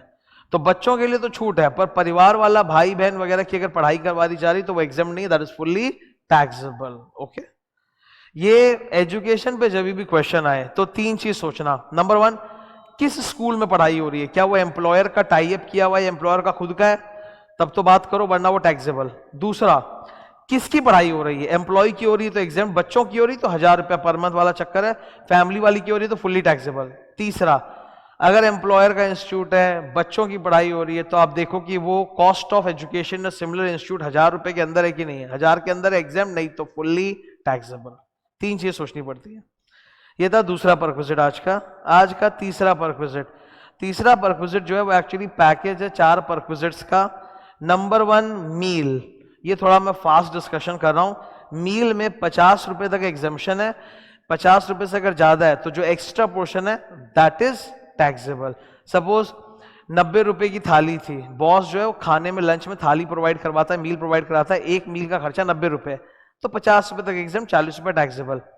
मील 2 तरह से हो सकती है, या तो आपको ऑफिस प्रेमाइसिस में मिला है ड्यूरिंग ऑफिस आवर्स, या फिर बॉस ने आपको सोडेक्सो के पास दे दिए हैं, ठीक है। सोडेक्सो के पर्सनलाइज पास आते हैं जिसको केवल एम्प्लॉय यूज कर सकता है, वो किसी और को दे नहीं सकता, तो non transferable paid voucher that is also 50 rupees per meal तक एग्जाम्पशन है। बाकी कोई केस है तो टैक्सेबल है। ऑफिस के दौरान चाय नाश्ता वगैरह प्रोवाइड किया गया, that is always fully exempt, उसका कोई पर्क वैल्यू नहीं होता। अगर आपकी कंपनी का ऑफिस किसी रिमोट एरिया में लोकेटेड और वहां खाना प्रोवाइड किया गया तो वो फुल्ली एग्जेम्प्ट है, 50 रुपए का भी चिंता नहीं है, 90 रुपए का मील है, फुल्ली एग्जेम्प्ट है अगर रिमोट एरिया में है तो। सेकेंड, गिफ्ट वाउचर टोकन, जैसे सोडेक्सो पास खाने के लिए आता है ना, सोडेक्सो का गिफ्ट वाउचर भी आता है। ओके, कंपनी अपने एम्प्लॉय को गिफ्ट दे रही है, दिवाली पे, क्रिसमस पे, दुर्गा पूजा वगैरह पे गिफ्ट दे रही है, तो 5000 रुपए का तो गिफ्ट अगर है तो एग्जेम्प्ट, अदरवाइज टैक्सेबल। अब यहां पे मैं आपको बता देना चाहता हूं, एक कंट्रोवर्सी होती है। इंस्टीट्यूट ने अपने किताब में दोनों चीज को वैल्यू दिया है। एक हो सकता है कि अगर 5000 से ज्यादा का गिफ्ट दिया है तो फुल्ली टैक्सेबल, सपोज 7000 का गिफ्ट दिया है तो पूरा 7000 taxable, that is one opinion. Second opinion कि 5000 रुपए से अगर ज्यादा का गिफ्ट दिया है तो केवल जो एक्स्ट्रा है वो टैक्सेबल, जैसे 7000 का गिफ्ट दिया तो 2000 टैक्सेबल। ओके, तो इंस्टीट्यूट आपको दोनों केस में मार्क्स देगी बिकॉज उन्होंने दोनों ही अपने बुक में डाले हैं ऑल्टरनेट आंसर बना के। लेकिन इसके ऊपर मैं आपको बता दूं कि देयर इज अ क्लैरिफिकेशन, और यहां पे गवर्नमेंट बोलता है, गवर्नमेंट का क्लैरिफिकेशन है कि जो एक्स्ट्रा पोर्शन है ना केवल वही टैक्सेबल होगा। यानी अगर 7000 का गिफ्ट दिया तो केवल 2000 टैक्सेबल होगा, तो हम लोग वही मान के चलेंगे, ठीक है, कि जो एक्स्ट्रा है वही टैक्सेबल है। थर्ड, पर्सनल यूज के लिए क्रेडिट कार्ड दिया है, क्रेडिट कार्ड पकड़ा के बोला जो खर्चा करना है करो, तो ये तो एग्जेम्पशन होगा ही नहीं, फुल्ली टैक्सेबल। चौथा, क्लब एक्सपेंसेस, कोई क्लब वगैरह जो होता है ना उसकी एक इनिशियल मेंबरशिप फीस होती है, उसके बाद उसकी एनुअल फीस होती है, आप उसके सर्विसेज यूज करोगे तो उसका अलग खर्चा होता है। क्लब के केस में मोस्टली इट इज टैक्सेबल, केवल एक केस है जब एग्जेम्प्ट है। अगर कंपनी अपने सारे एम्प्लॉइज को ही किसी क्लब का मेंबरशिप दिलवा रहा है और उसके लिए इनिशियल मेंबरशिप फीस पे किया है तो that is exempt. So initial fees for corporate club membership, initial fees for corporate club membership of all employees और ग्रुप ऑफ एम्प्लॉइज, वो केस है तो एग्जेम्प्ट, बाकी सब टैक्सेबल। ये अब हमारा चौथा परक्विजिट है, ईसॉप। कंपनी अगर एम्प्लॉय को ईसॉप का ऑप्शन दे रहा है तो ईसॉप तो आपको आज अनाउंस हुआ है पर मिलेगा तो बहुत बाद में ना, जब आप खरीदोगे, ठीक है, 1 साल या उससे ज्यादा के बाद। तो जिस दिन फाइनली एम्प्लॉय कंपनी का वो शेयर्स खरीदेगा उस दिन उन शेयर्स का जो फेयर मार्केट वैल्यू है माइनस एम्प्लॉय जो परचेज प्राइस दे रहा है जिसको हम लोग एक्सरसाइज प्राइस बोलते हैं, into the total number of shares, that is the perquisite value, ठीक है। जैसे कंपनी ने आज ईसॉप अनाउंस किया, आपको बोला कि आप 1 साल रुको उसके बाद आप ले सकते हो, तो 1.5 साल बाद आपने कंपनी के ईसॉप में शेयर्स खरीद लिए, जिस दिन आपने खरीदे उस दिन शेयर्स का फेयर मार्केट वैल्यू चल रहा था 500 रुपया, आपको सिर्फ 100 रुपया देके खरीदना है, that is the option given to you. तो 100 रुपया इज द एक्साइज प्राइस, तो आप 100 रुपये में शेयर खरीद रहे हो जिसकी कीमत 500 है, तो 400 का मुनाफा हुआ, यू हैव परचेज्ड 1000 शेयर्स, तो 400 इंटू 1000 4 लाख रुपया, that is your benefit, that is the perquisite value. यहाँ एग्जेम्पशन कुछ नहीं है, it is simply a formula for calculating the perquisite value. Sorry, fair market value निकालने के लिए इन्होंने बोल दिया कि जिस दिन एम्प्लॉई शेयर्स खरीदेगा उस दिन शेयर मार्केट में सुबह जो उसका ओपनिंग प्राइस था और शाम को जो क्लोजिंग प्राइस था उसका एवरेज ले लो। So fair market value is equal to average of opening and closing share price on the date of exercise of option by the employee. अगर 2 स्टॉक एक्सचेंज पे लिस्टेड है कंपनी का share, तो वो वाला लीजिए जिसमें कंपनी के शेयर्स का ट्रेडिंग ज्यादा होता हो। Last perquisite that we discuss today was interest free loan. आप अपने कंपनी से ही लोन लिए हो, कोई पर्पस के लिए, घर बनवाना होगा, गाड़ी खरीदनी होगी, बच्चों की पढ़ाई, किसी की बीमारी, वॉट एवर रीजन, तो आपने अपने कंपनी से लोन लिया है।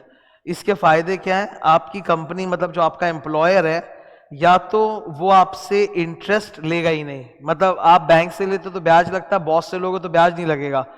तो loan is not the perquisite, please understand, loan perquisite नहीं है, क्योंकि लोन तो आप चुका दोगे, कंपनी ने आपको लोन दिया, बाद में चुका दोगे, ठीक है। Loan is not the perquisite but the interest that you have saved, क्योंकि बैंक से लेते तो ब्याज लगता है ना, तो वो जो ब्याज आपका बचा ना, वो बेनिफिट है, वही परक्विजिट वैल्यू है। ओके, सो सपोज एसबीआई का रेट ऑफ इंटरेस्ट चल रहा है 10% और कंपनी ने आपको बिना इंटरेस्ट के लोन दे दिया, तो आपका फायदा कितना हुआ? Principal into 10% into time. वो सिंपल इंटरेस्ट का फॉर्मूला जो सीखते थे ना, पीआरटी बाय 100, वही है।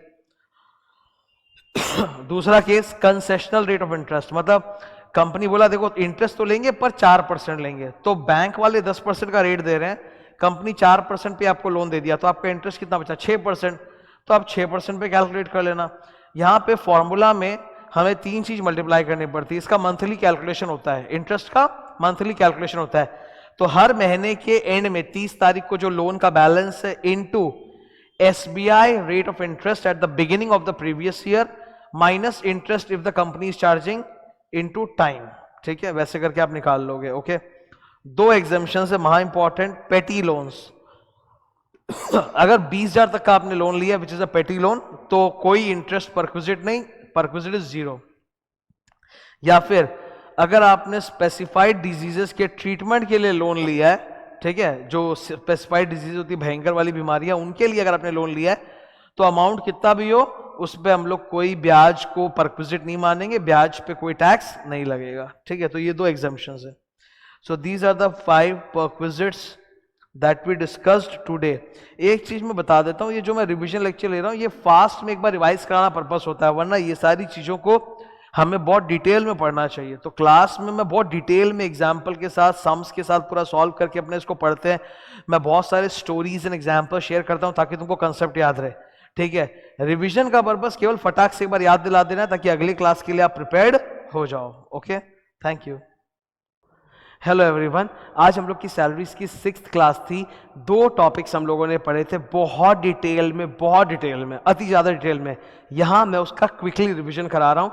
वो 2 टॉपिक्स था LTC and pillows. LTC stands for leave travel concession and pillows मतलब होता है profit and leave of salary, जिसके अंदर 2 टॉपिक आता है, retrenchment compensation and voluntary retirement scheme. सबसे पहले हम लोग के सामने है लीव ट्रैवल कंसेशन।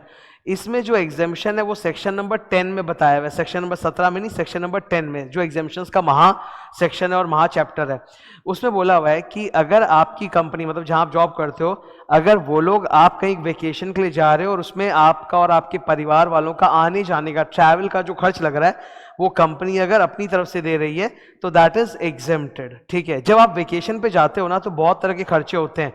जैसे सपोज आप रहते मुंबई में हो और आप घूमने के लिए जयपुर जा रहे हो, तो मुंबई टू जयपुर, जयपुर टू मुंबई का ट्रैवल एक्सपेंस, फिर जयपुर में जाके होटल में रुकोगे वो खर्चा, फिर जयपुर में आप गाड़ी बुक करोगे ताकि आप जयपुर के अंदर ही अलग अलग जाके या बगल के शहरों में जाके घूम सको, वहाँ के जो मॉन्यूमेंट्स वगैरह हैं वो खर्च, खाने पीने का खर्च होता है, शॉपिंग का खर्च होता है। तो सारी चीज़ों के लिए एग्जेम्पशन नहीं है, exemption is only for the travel expenditure.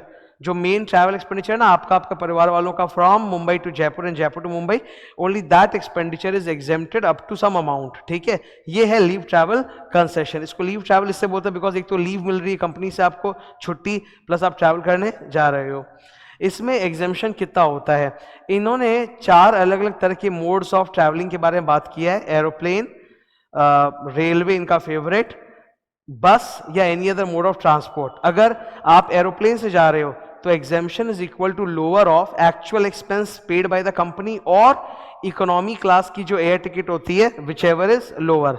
अगर रेलवे से जा रहे हो तो एक्चुअल एक्सपेंस या फिर फर्स्ट क्लास एसी का जो टिकट का रेट होता है वो।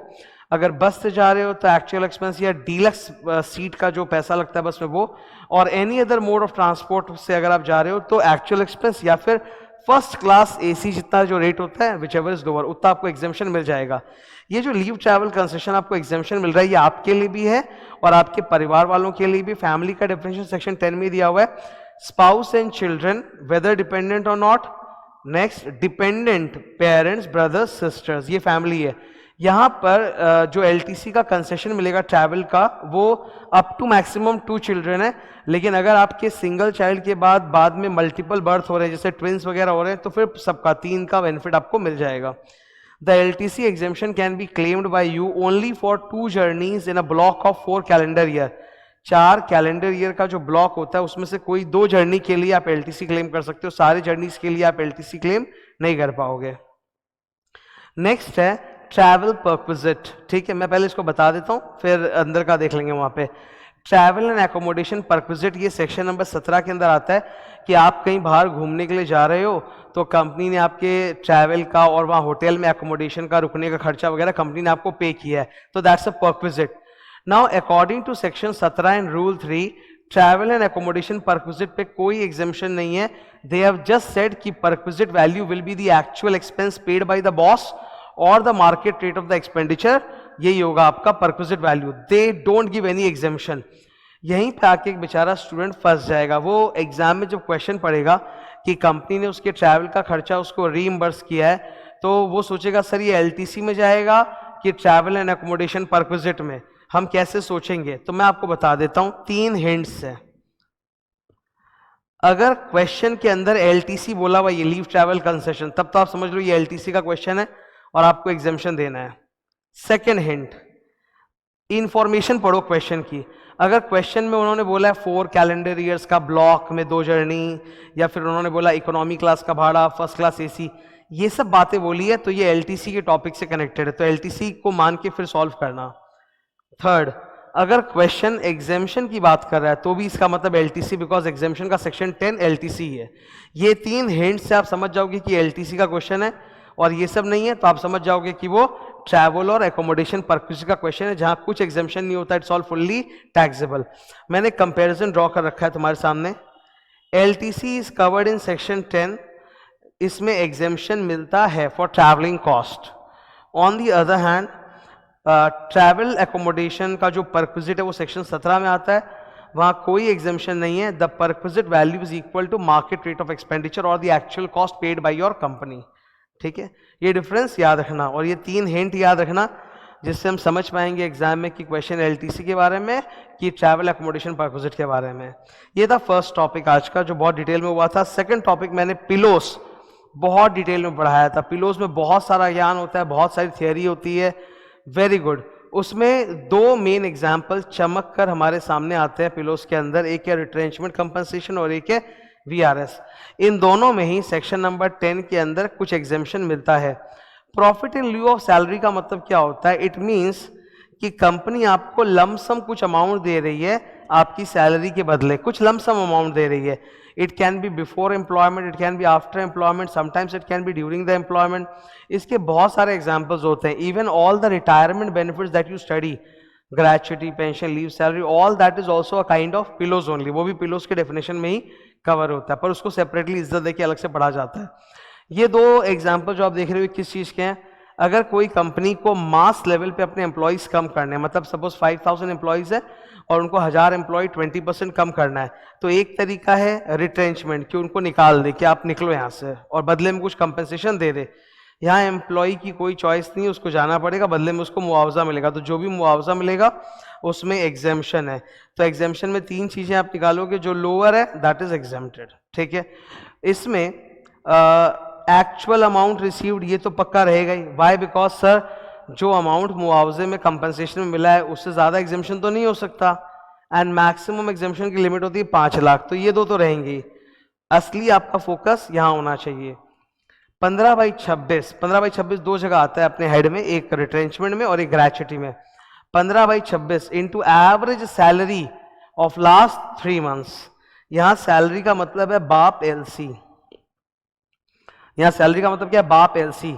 नीचे लिखा हुआ है बेसिक अलावेंस परक्विजिट बाप LC, LTC and commission of any type, ठीक है, इनटू कंप्लीटेड ईयर्स और part thereof in excess of 6 month. CY मतलब कंप्लीटेड ईयर्स, और अगर 6 मंथ से ज्यादा है तो उसका राउंड ऑफ अपवर्ड करके 1 ईयर कर देंगे। जैसे 20 साल 7 महीने तो 21 साल हो जाएगा, ठीक है। सो 3 चीजें आप कैलकुलेट करो, ज्यादा मेहनत फर्स्ट वाले में है केवल।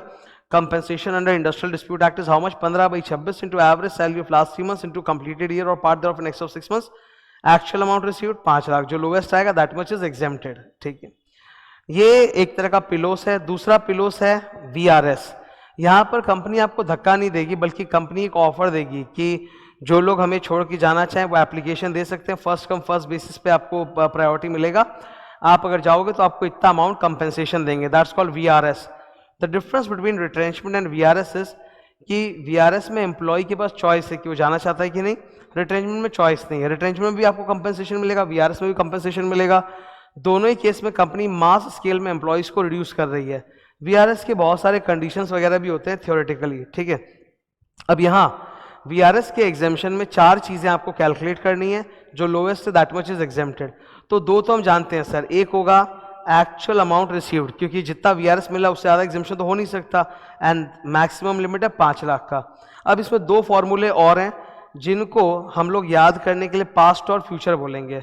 सबसे पहले पास्ट, मैं जितने कंप्लीटेड ईयर्स काम कर चुका हूं, number of completed years that I have already served in the company, हर एक साल के लिए 3 महीने का सैलरी मेरे को मिलेगा।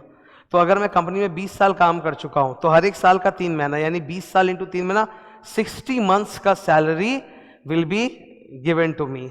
सो पहला पॉइंट क्या है? 3 months into number of completed year, यहां फ्रैक्शन को इग्नोर करो, इंटू सैलरी। यहां सैलरी का मतलब एकदम सिंपल है, जो हमेशा पूरे सैलरी चैप्टर में छाया हुआ है, BD1C, बेसिक। D1 मतलब DA forming part of retirement benefit, and C मतलब commission as a fix percentage of turnover, BD1C नीचे लिखा हुआ है, ठीक है। तो फॉर एवरी कंप्लीटेड ईयर जो आज तक मैं काम किया उस कंपनी में, for that every year I will get 3 months का सैलरी। ये फॉर्मूला है पहला वाला, इसको मैं प्यार से बोलूंगा पास्ट, सॉरी। सेकेंड फॉर्मूला है फ्यूचर। आज सपोज एम्प्लॉय की एक एज है, रिटायरमेंट 60 ईयर्स पे होगा, तो अगर आज से लेके रिटायरमेंट एज तक जो पीरियड बचा हुआ है उसका फुल 12 मंथ्स करके सैलरी, हाँ सॉरी वो खांसी आ गई थी, इस पर रुकना पड़ा। फ्यूचर का सेकंड वाले फॉर्मूले को मैं फ्यूचर बोलता हूँ। फ्यूचर मतलब जैसे एम्प्लॉय का एज है अभी लेट्स से 55 ईयर्स और 60 ईयर्स पे रिटायरमेंट होगा, तो अगर ये वीआरएस नहीं लेते तो 5 साल और काम करते, तो 5 साल का फुल सैलरी, मतलब हर एक साल का पूरा 12 महीने का सैलरी, ठीक है। पास्ट और फ्यूचर ये 2 फॉर्मूलाज है, दोनों में ही सैलरी का मतलब है BD1C। पास्ट वाले केस में नंबर ऑफ कंप्लीटेड ईयर्स में हर साल के लिए 3 महीने की सैलरी, जबकि फ्यूचर के लिए जितना भी साल है और हर एक साल का पूरा 12 महीने का सैलरी फुल लेना है अपने को। तो वो सेकंड फॉर्मूला अपने कैलकुलेट करेंगे, remaining months to retirement into salary, और फिर 2 आइटम है, 4 में से जो लोअर आएगा that is the answer, that is the exemption. ये था सर पिलोस का 2 एग्जाम्पल। ऐसे पिलोस बहुत बड़ा है पर ये 2 मेन एग्जाम्पल्स हैं, okay. So that was our revision for today, LTC and पिलोस। Thank you, good morning all of you. Salaries की 7th क्लास जो कल हुई थी उसके अंदर हम लोगों ने रिटायरमेंट बेनिफिट्स के टॉपिक पढ़े थे, वो मैं अभी आपको रिवाइज करवा रहा हूँ, ठीक है। इजी है, सिंपल है। क्या पढ़ा था हम लोगों ने 7th क्लास में? सर सबसे पहले तो हम लोगों ने डिडक्शंस पढ़ा था कि सैलरी के कंप्यूटेशन में हमें 3 तरह के डिडक्शंस मिलते हैं जो सेक्शन नंबर 16 में लिखे हुए हैं। वो 3 डिडक्शंस क्या है? नंबर 1 स्टैंडर्ड डिडक्शन, कितने का होता है सर ये? 50,000 रुपीज़। ये सबसे ज़्यादा इंपॉर्टेंट है, कभी मत भूलना कि सैलरी में जब इनकम कंप्यूटेशन कर रहे हो तो लास्ट में 50,000 का डिडक्शन ज़रूर देना। सेकेंड इज एंटरटेनमेंट अलाउंस का deduction, but this is available only for government employees, ये सबके लिए अवेलेबल नहीं होता। तो नॉर्मली मेरे लॉन्ग सम्स में ये जल्दी से आता नहीं है because it is only for government employees. इसमें डिडक्शन कितना मिल सकता है? The actual amount that he has received, maximum limit 5,000 rupees per annum, not per month, and तीसरा 20% ऑफ बेसिक सैलरी। तो इसमें ना तीन चीज़ें कैलकुलेट करो, जो लोअर है उतने का रिडक्शन मिल जाएगा। कोई बहुत बड़ा अमाउंट है नहीं बिकॉज इन्होंने 5,000 लिख के बोल ही दिया कि एक साल के अंदर 5,000 रुपये ज़्यादा का रिडक्शन नहीं मिलेगा, वो भी किसको? गवर्नमेंट एम्प्लॉय को। तो ये नॉर्मली हमारे सम्स को अफेक्ट नहीं करता। थर्ड है पी टैक्स का reduction. Professional tax is a tax paid on employment. खाली एम्प्लॉयमेंट नहीं, बिजनेस में भी होता है। जैसे even I am not an employee but I pay P tax. P tax का जो पैसा होता है वो स्टेट गवर्नमेंट को जाता है और बहुत कम अमाउंट होता है, एक महीने का 200 रुपये के आसपास। मतलब आप समझ लो पर एनम प्रोफेशनल टैक्स कितना आता होगा? 2,500 रुपये, इतना ही होता है। ये सबको देना पड़ता है। तुम जॉब कर रहे हो तुम भी दोगे, मैं तो बिजनेस कर रहा हूँ, कोचिंग कर रहा हूँ, पढ़ा रहा हूँ, मुझे भी देना पड़ता है ये पी टैक्स का पैसा। Professional tax, it's not income tax, it's professional tax. ये स्टेट गवर्नमेंट को पैसा जाता है। तो जो भी आप साल भर में पी टैक्स का पैसा देते हो वो भी आपको डिडक्शन मिल जाएगा। नाउ इन तीनों डिडक्शंस का यूज़ कहाँ पे आता है? जब हम लोग सैलरी का फुल सम कंप्यूटेशन करते हैं ना, तो उसमें सारे बेसिक अलावेंस, परक्विजिट, पीएफ का पैसा सब जोड़ जाड़ने के बाद जो ग्रॉस सैलरी निकलता है उससे हम ये तीन डिडक्शंस देते हैं। बोलने को तीन है लेकिन एक रेगुलर सम्स में सबसे ज़्यादा यही काम आएगा। मेरे number 1 standard deduction 50,000। P tax तो अगर वो सम्स में आपको बोलेंगे तब आप डिडक्शन दोगे, वरना अपने मन से तो जाके आप 2,500 का डिडक्शन दोगे नहीं। और एंटरटेनमेंट अलाउंस सिर्फ गवर्नमेंट एम्प्लॉयज़ के लिए होता है। तो that was the first topic that we discuss, deductions. फिर उसके बाद हम लोग मूव ऑन कर गए थे रिटायरमेंट बेनिफिट्स में। रिटायरमेंट बेनिफिट्स में देयर आर 5 बेनिफिट्स।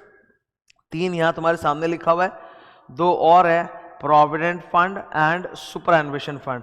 तो उसमें हम लोग नहीं गए थे, हम लोगों ने ये 3 पहले कंप्लीट किया था। इन तीनों को याद करने के लिए मैंने एक समरी चार्ट बनाया, ये रहा तुम्हारे आंखों के सामने। मैं इसको रिवाइज करा देता हूँ, सिंपल लगेगा, डोंट वरी।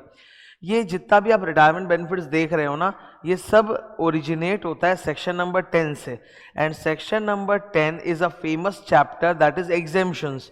तो पक्की बात है कि इन तीनों रिटायरमेंट बेनिफिट में हम एग्जेम्पशन सीखने जा रहे हैं। तो तीनों के अंदर एग्जेम्पशंस के अपने अपने फॉर्मूले होते हैं। आप उस फॉर्मूला के हिसाब से एग्जेम्पशंस निकालोगे, अलग अलग जो लोअर होगा वो लोगे और एग्जेम्पशन क्लेम कर लोगे। ये एकदम सिंपल सिंपल सा फंड है। तो it's all about exemptions, gratuity, leave salary, pension. Now सबसे पहले will talk about gratuity. Okay, gratuity में बहुत सारे केसेस होते हैं अलग अलग। अब एक दो बातें मैं बोल दे रहा हूँ, जैसे अगर एम्प्लॉयमेंट के बीच में ही आप ग्रेच्युटी का पैसा अपने एम्प्लॉयर से ले रहे हो, मतलब विदड्रॉ कर रहे हो, तो then that is fully taxable. लेकिन रिटायरमेंट के बाद अगर आप ग्रेच्युटी रिसीव कर रहे हो then there is some exemption. अब इसमें government employees are fully exempted, normal employees are partially exempted.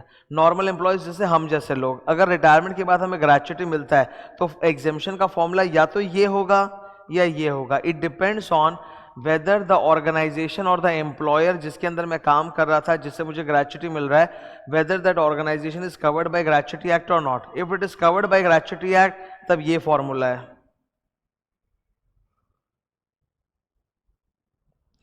If it is not covered by the gratuity act तब ये फॉर्मूला है। ठीक है, यहां पर आप देखते हो कि 3 चीजें निकालनी होती है, तीनों में से जो लोअर होता है दैट इज द एग्जेम्पशन। पर सोचने वाली बात है, 2 चीजें तो ऐसी है जो कॉमन सेंस है।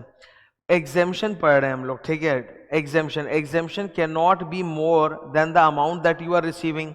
सो एक पॉइंट तो पक्का रहेगा, एक्चुअल अमाउंट रिसीव्ड। देखो एक्चुअल अमाउंट रिसीव्ड और नीचे भी एक्चुअल अमाउंट रिसीव्ड, क्योंकि जो हमें रिसीव हो रहा है उससे ज़्यादा का तो एग्जेम्पशन मिलेगा नहीं, तो वो पॉइंट तो रहना ही चाहिए।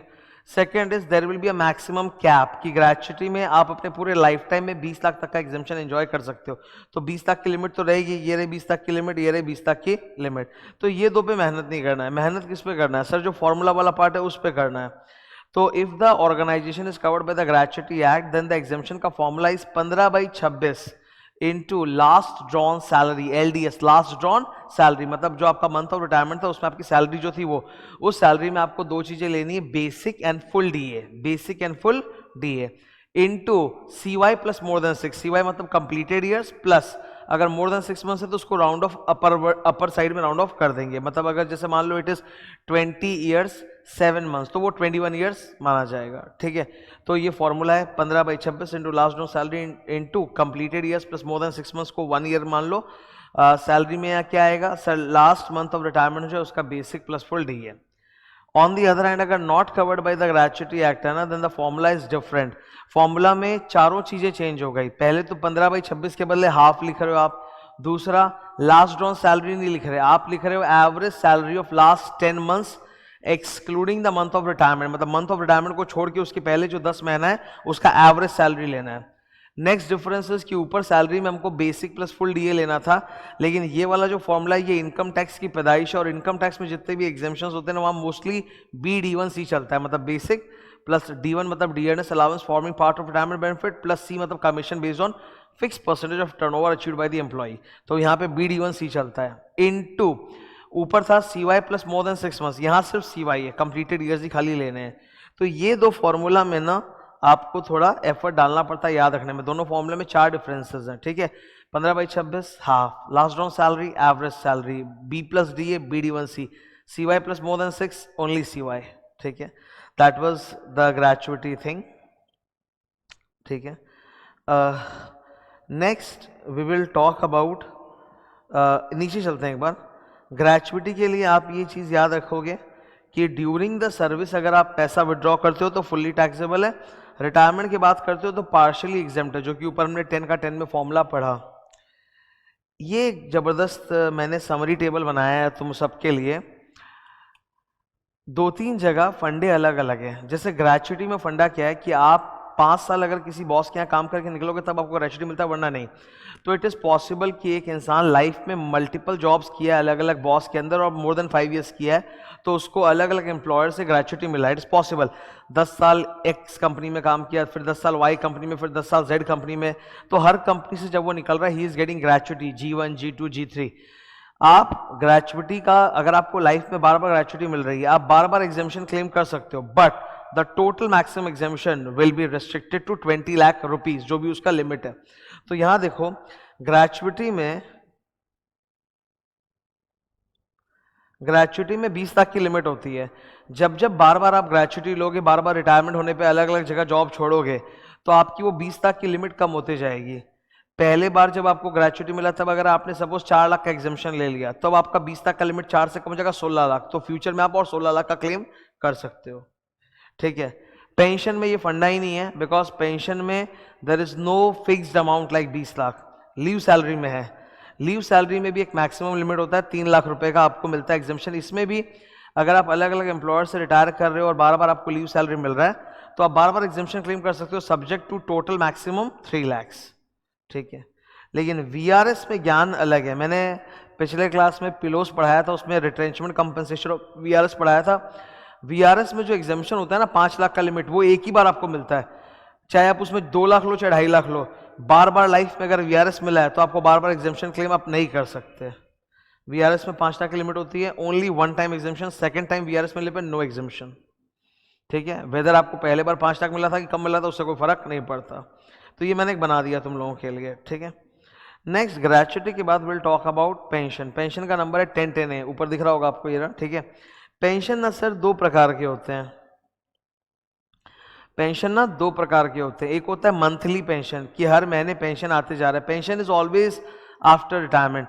हम लोग जब जॉब करते हैं, हमारे 40 साल का जो पीरियड होता है उसमें we keep on receiving monthly salary, so we like that monthly cash inflow. तो पेंशन इज दैट थिंग कि वो मंथली कैश इनफ्लो की तरह आफ्टर रिटायरमेंट भी आपको मिलता रहेगा। तो जो मंथली पेंशन मिलता रहता है ना हम लोग को, that is called uncommuted pension. Monthly pension को हम लोग क्या बोलते हैं? Uncommuted pension. वो फुल्ली टैक्सेबल होता है, उसमें कोई एग्जेम्पशन नहीं होता, ठीक है। अब आप चाहो तो इसको कम्यूट करा सकते हो। The word commute has got various meanings in English language. एक कम्यूट का मतलब होता है घर से ऑफिस जाना, ऑफिस से घर आना, दैट्स ऑल्सो कम्यूट। जैसे तुम अगर अपने घर से कोचिंग सेंटर जा रहे हो, कोचिंग से घर जा रहे हो, दैट इज ऑल्सो कम्यूट। लेकिन कम्यूट का एक और मतलब होता है इंटरचेंज। अगर आप पेंशन मंथली जो आपको मिल रहा है, मंथली पेंशन को आप लमसम अमाउंट में इंटरचेंज कर लेते हो, दैट्स कॉल्ड कि आपने कम्यूट कर लिया, कम्यूटेशन कर लिया। तो पेंशन कैन ऑल्सो भी लमसम। लमसम मतलब सपोज मान लो कि मुझे ना 20,000 रुपये पर मंथ किसी व्यक्ति को पेंशन मिल रहा था, 20,000 रुपये पर मंथ। तो उसने बोला कि मेरे को ना लमसम पैसे की ज़रूरत है, मैं 20,000 में से 25% यानी 5,000 रुपया जो है वो मैं कम्यूट कराना चाहता हूँ। तो 5,000 को कम्यूट करा के उसको सपोज 3 लाख रुपया मिल गया, एक ही बार में वन शॉट 3 लाख मिल गया, तो दैट्स कॉल्ड कम्यूटेड पेंशन। तो मंथली पेंशन अब उसका 15,000 होगा और कम्यूटेड उसको एक ही बार में 3 लाख मिल गया। So commuted means a lump sum pension. Commuted pension में एग्जाम्शन है, अनकम्यूटेड में कोई एग्जाम्शन नहीं है। कम्यूटेड पेंशन में एग्जाम्शन कितना है, 1/3 या हाफ। अब यहाँ एक मिस्टेक होती है स्टूडेंट से, उनको क्वेश्चन में जो कम्यूटेड पेंशन का फिगर लिखा हुआ रहता है ना कि 25% पेंशन को कम्यूट करा के 3 लाख मिला, तो वो 3 लाख का ही सीधा 1/3 या हाफ एग्जाम्शन दे देते हैं, विच इज रॉन्ग। एग्जाम्शन के फॉर्मूला में याद रखिए आप, हाफ हो या 1/3 हो, it is multiplied with half हो या 1/3 हो, it is multiplied with full commuted pension. Full commuted pension का मतलब है कि अगर आपने अपना 25% नहीं बल्कि अपना 100% पेंशन जो आपको मंथली आ रहा है पूरा का पूरा ही कम्यूट करा लिया होता, तो जो अमाउंट मिलता है that's called full commuted pension. तो इट्स अ नोशनल अमाउंट। वो आप कैलकुलेट कर सकते हो कि अगर 25% कम्यूट करा के मुझे 3 लाख रुपए मिल रहे हैं, तो 100% कम्यूट करा के मुझे कितना मिलेगा, सिंपल एकदम 3 lakh into 100/25 which comes to 12 lakh रुपया। तो 12 लाख का 1/3 या 12 लाख का half, that is the exemption. Okay, अगर आपको दो चीजें मिल रही हैं, दो चीजें मतलब अगर आपको पेंशन भी मिल रहा है और ग्रेच्युटी भी मिल रहा है, तो क्योंकि आपको ग्रेच्युटी में कुछ एग्जाम्शन ऑलरेडी सरकार दे रही है, तो पेंशन में एग्जाम्शन कम देगी, you will gate 1/3 exemption. Okay, 1/3 of the full computed pension. अगर आपको सिर्फ पेंशन मिल रहा है, ग्रेच्युटी नहीं मिल रहा है, तो यहाँ पे सरकार फिर पेंशन में आपको ज्यादा एग्जाम्शन देगी, हाफ। ठीक है, half is more than 1/3। Remember, half या 1/3 is not multiplied with the commuted pension का figure given in your question. Most questions में क्या होता है, वो लोग बोलते हैं कि जो भी एम्प्लॉई है वो अपना पूरा कम्यूट नहीं करा रहा, पार्शियली कम्यूट करा रहा है, तो आपको उससे होल कम्यूट निकालना पड़ता है। ठीक है, और फिर उसमें 1/3 या हाफ देना पड़ता है। यहाँ एक ऐसा पॉसिबिलिटी हो सकता है कि figure turns out to be negative, so you don't make it negative. मान लीजिए कि आपको कम्यूटेड पेंशन आपको मिला 3 लाख रुपया, ठीक है, अभी मेरे एग्जाम्पल में 25% का कम्यूट कराया 3 लाख रुपया, तो 100% का 12 लाख होता। और सोच के देखो 3 लाख हाथ में मिला है, अब आप बोलोगे कि सपोज सर ग्रेच्युटी मिल रहा है तो 1/3 एग्जाम्शन, तो 1/3 और 12 लाख 4 लाख, तो 3 लाख में से 4 लाख माइनस करो तो माइनस आ जाएगा, तो वो नहीं होना चाहिए। एग्जाम्शंस में याद रहे the exemption amount can not be more than the receive amount. तो रिसीव अगर आपको 3 लाख हो रहा है तो exemption will be limited to 3 lakh only. फिर 1/3 या हाफ अगर बड़ा फिगर आ भी रहा है तो it will be lower down to the actual amount. ठीक है, तो इसमें इस पूरे टॉपिक में पेंशन में इसके लिए मैंने एक बहुत इंपॉर्टेंट टिप बनाया है सॉल्व करने के लिए सम्स को। 2 टिप्स आप याद रखोगे। ठीक है, हमेशा जैसे ही सम दिखे सबसे पहला काम आप करो फुल कम्यूटेड पेंशन कैलकुलेट कर लो, बिकॉज आपसे मिस्टेक हो जाएगा कि वो लोग जो कम्यूटेड फिगर देंगे आप उसी का 1/3 या हाफ एग्जाम्प्ट कर दोगे, विच इज रॉन्ग। 1/3 या half is of full commuted pension. तो 25% का 3 लाख तो 100% का 12 लाख, तो ये 12 लाख का फिगर पहले निकाल लो, एग्जाम्पल है जस्ट। सेकेंड, आप भूल जाओगे, आप कम्यूटेड पेंशन और उसके एग्जाम्शन में इतना खो जाओगे दैट यू विल फॉरगेट कि इस इंसान को पर मंथ भी कुछ मिल रहा है। तो जो पर मंथ इस इंसान को मिल रहा है that's called uncommuted, that's fully taxable. तो वो वाला चीज भी तुमको अपने सम्स में डालना है, वो नहीं डालोगे तो 50% तो वही रॉन्ग हो गया तुम, that you have solved only the commuted part, you have not solved the uncommuted part.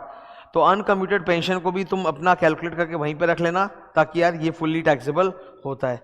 तो ये 2 मिस्टेक्स होते हैं जो स्टूडेंट्स से होते हैं, वही मैंने टिप्स बना के यहाँ पे डाला है। थर्ड टॉपिक, ओके, ग्रेच्युटी हो गया, पेंशन हो गया, तो third one I will discuss with you leave salary. Section 10 का 10AA leave salary. Leave salary क्या होती है, हर कंपनी में जब आप जॉब पे जाते हो तो वो लोग आपको कुछ पेड लीव्स देते हैं। पेड लीव्स का मतलब है कि इन दिन अगर आप छुट्टी किए तो ठीक है, पैसा सैलरी कटेगा नहीं, पर अगर उस दिन काम करने आ गए तो बल्कि एक्स्ट्रा पैसा मिल जाएगा, that's leave salary. Most of the companies क्या करती है, आपके साल भर का जो लीव सैलरी आप कमा लेते हो ना, सपोज आप 12 महीना गए थे, आप छुट्टी मारे ही नहीं, तो आपका लीव सैलरी जमा हो गया, तो most of the company leave salary आपको साल के एंड में या 2 साल के एंड में दे देती है। They don't wait till retirement, ठीक है, वो आपको पहले ही मिल जाता है during your service. So any leave salary that you receive during the service itself that is fully taxable, उसमें कोई एग्जेम्पशन नहीं है। नीचे देखो,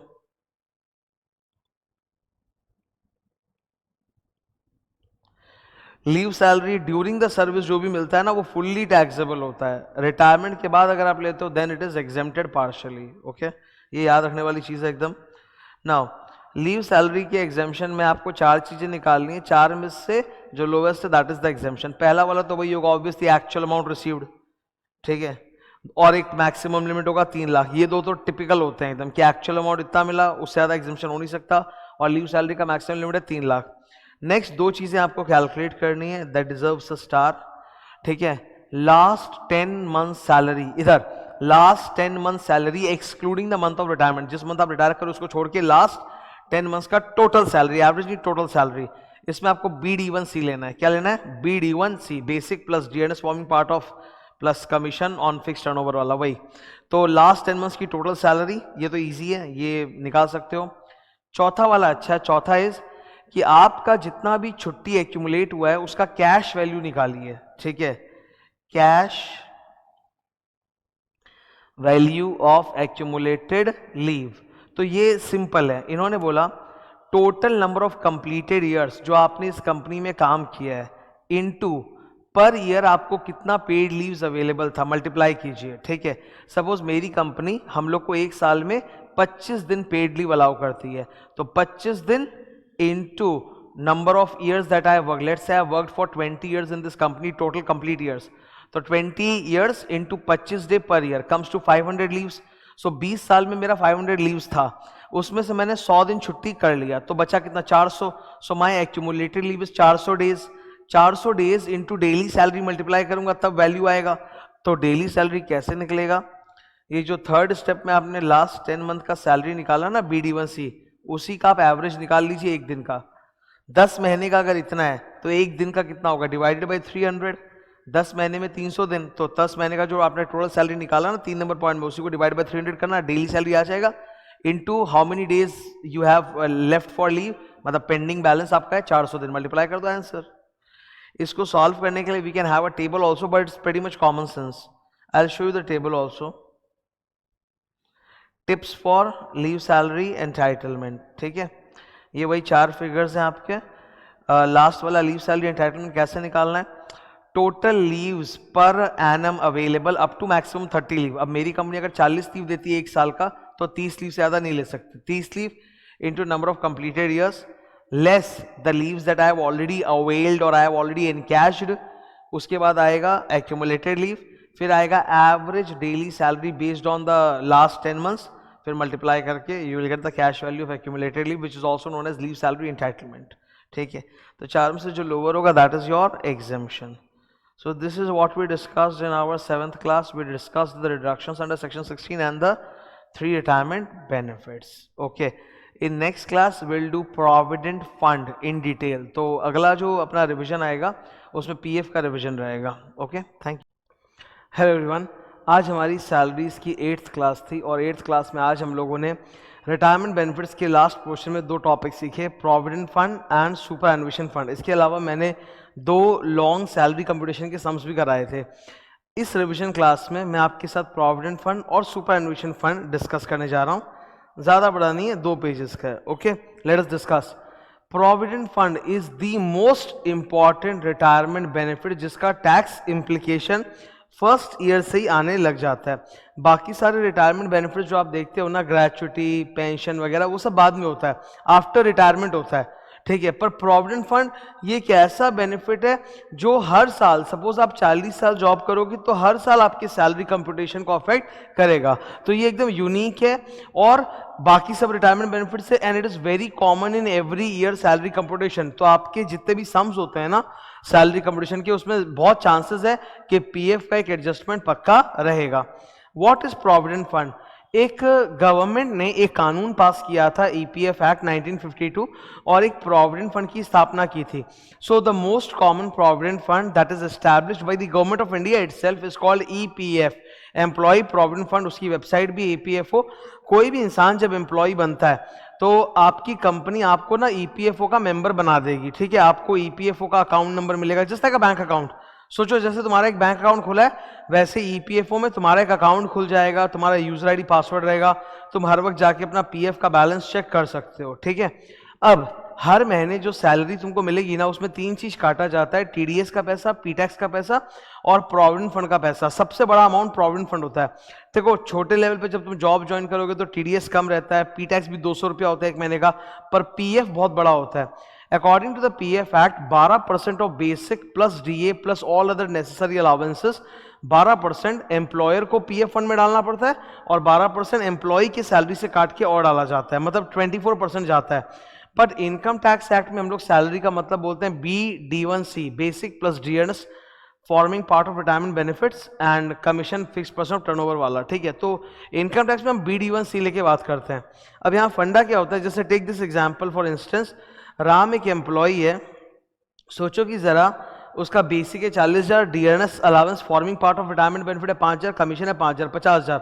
इसमें उसका बॉस 50,000 पे 12% यानी कि 6,000 रुपया अपनी तरफ से पीएफ में डालेगा, which is called employer's contribution to PF. तो एक तो 50,000 पर मंथ का इसका पैकेज है, प्लस 6,000 बॉस और डाल रहा है, तो एक्चुअली इसका टोटल पैकेज कितना हो गया, 50,000 प्लस 6,000, 56,000। तो बॉस क्या कर रहा है, 6,000 अपनी तरफ से पीएफ में डाल रहा है, प्लस इसका जो 50,000 है ना, उसमें से एम्प्लॉय का कॉन्ट्रीब्यूशन 6,000 माइनस कर रहा है और वो भी गवर्नमेंट में डाल रहा है। तो फंड में कितना जा रहा है, 12,000। फंड में कितना जा रहा है हर महीने, 12,000।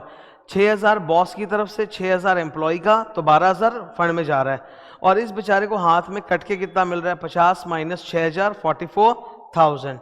So what is this total package? 44 plus 12, 56,000. That's this package. तो 56,000 के पैकेज में 6,000 तो एम्प्लॉयर्स कॉन्ट्रीब्यूशन है और बचा हुआ 6,000 इसके सैलरी से काट करके और जमा किया जाएगा, तो he will in hand get only 44,000। पर आप डरो नहीं, ये अच्छी बात है। It's like an automatic investment and automatic saving scheme run by the government. आपका वो जो 12,000 है हर महीने कट करके पीएफ में जाके जमा होते जा रहा है भारत सरकार का। That is your money, like your account. तुम जब चाहे उसको चेक कर सकते हो कि उसमें कितना पैसा है, उसमें कितना इंटरेस्ट एक्यूमुलेट हुआ है। प्रोविडेंट फंड में ड्यूरिंग द सर्विस भी कभी कभी स्पेशल केस में आप पैसा विड्रॉ कर सकते हो, वरना मोस्टली रिटायरमेंट के बाद ही होता है। प्रोविडेंट फंड पे भारत सरकार का डबल इंसेंटिव है, ठीक है। यहां पर आपको डबल टैक्स बेनिफिट मिलता है। First, employers contribution. सबसे पहले तो एम्प्लॉयर का जो कंट्रीब्यूशन होता है वो एग्जेम्प्ट हो जाता है, तो 6,000 रुपये पे टैक्स बच गया आपका। Employers contribution of 6,000 in my example, वो आपका सेविंग्स हो गया, उसके ऊपर टैक्स बच जाता है। It is exempted up to 12%। 12% of what sir, 12% of BD1C। इनके लिए तो वो सैलरी का डिफिनेशन अलग है ना, इनके लिए सैलरी मतलब BD1C। तो 12% ऑफ BD1C तक कंट्रीब्यूट करेगा तो वो एग्जेम्प्ट है। तो लो, ग्रेट।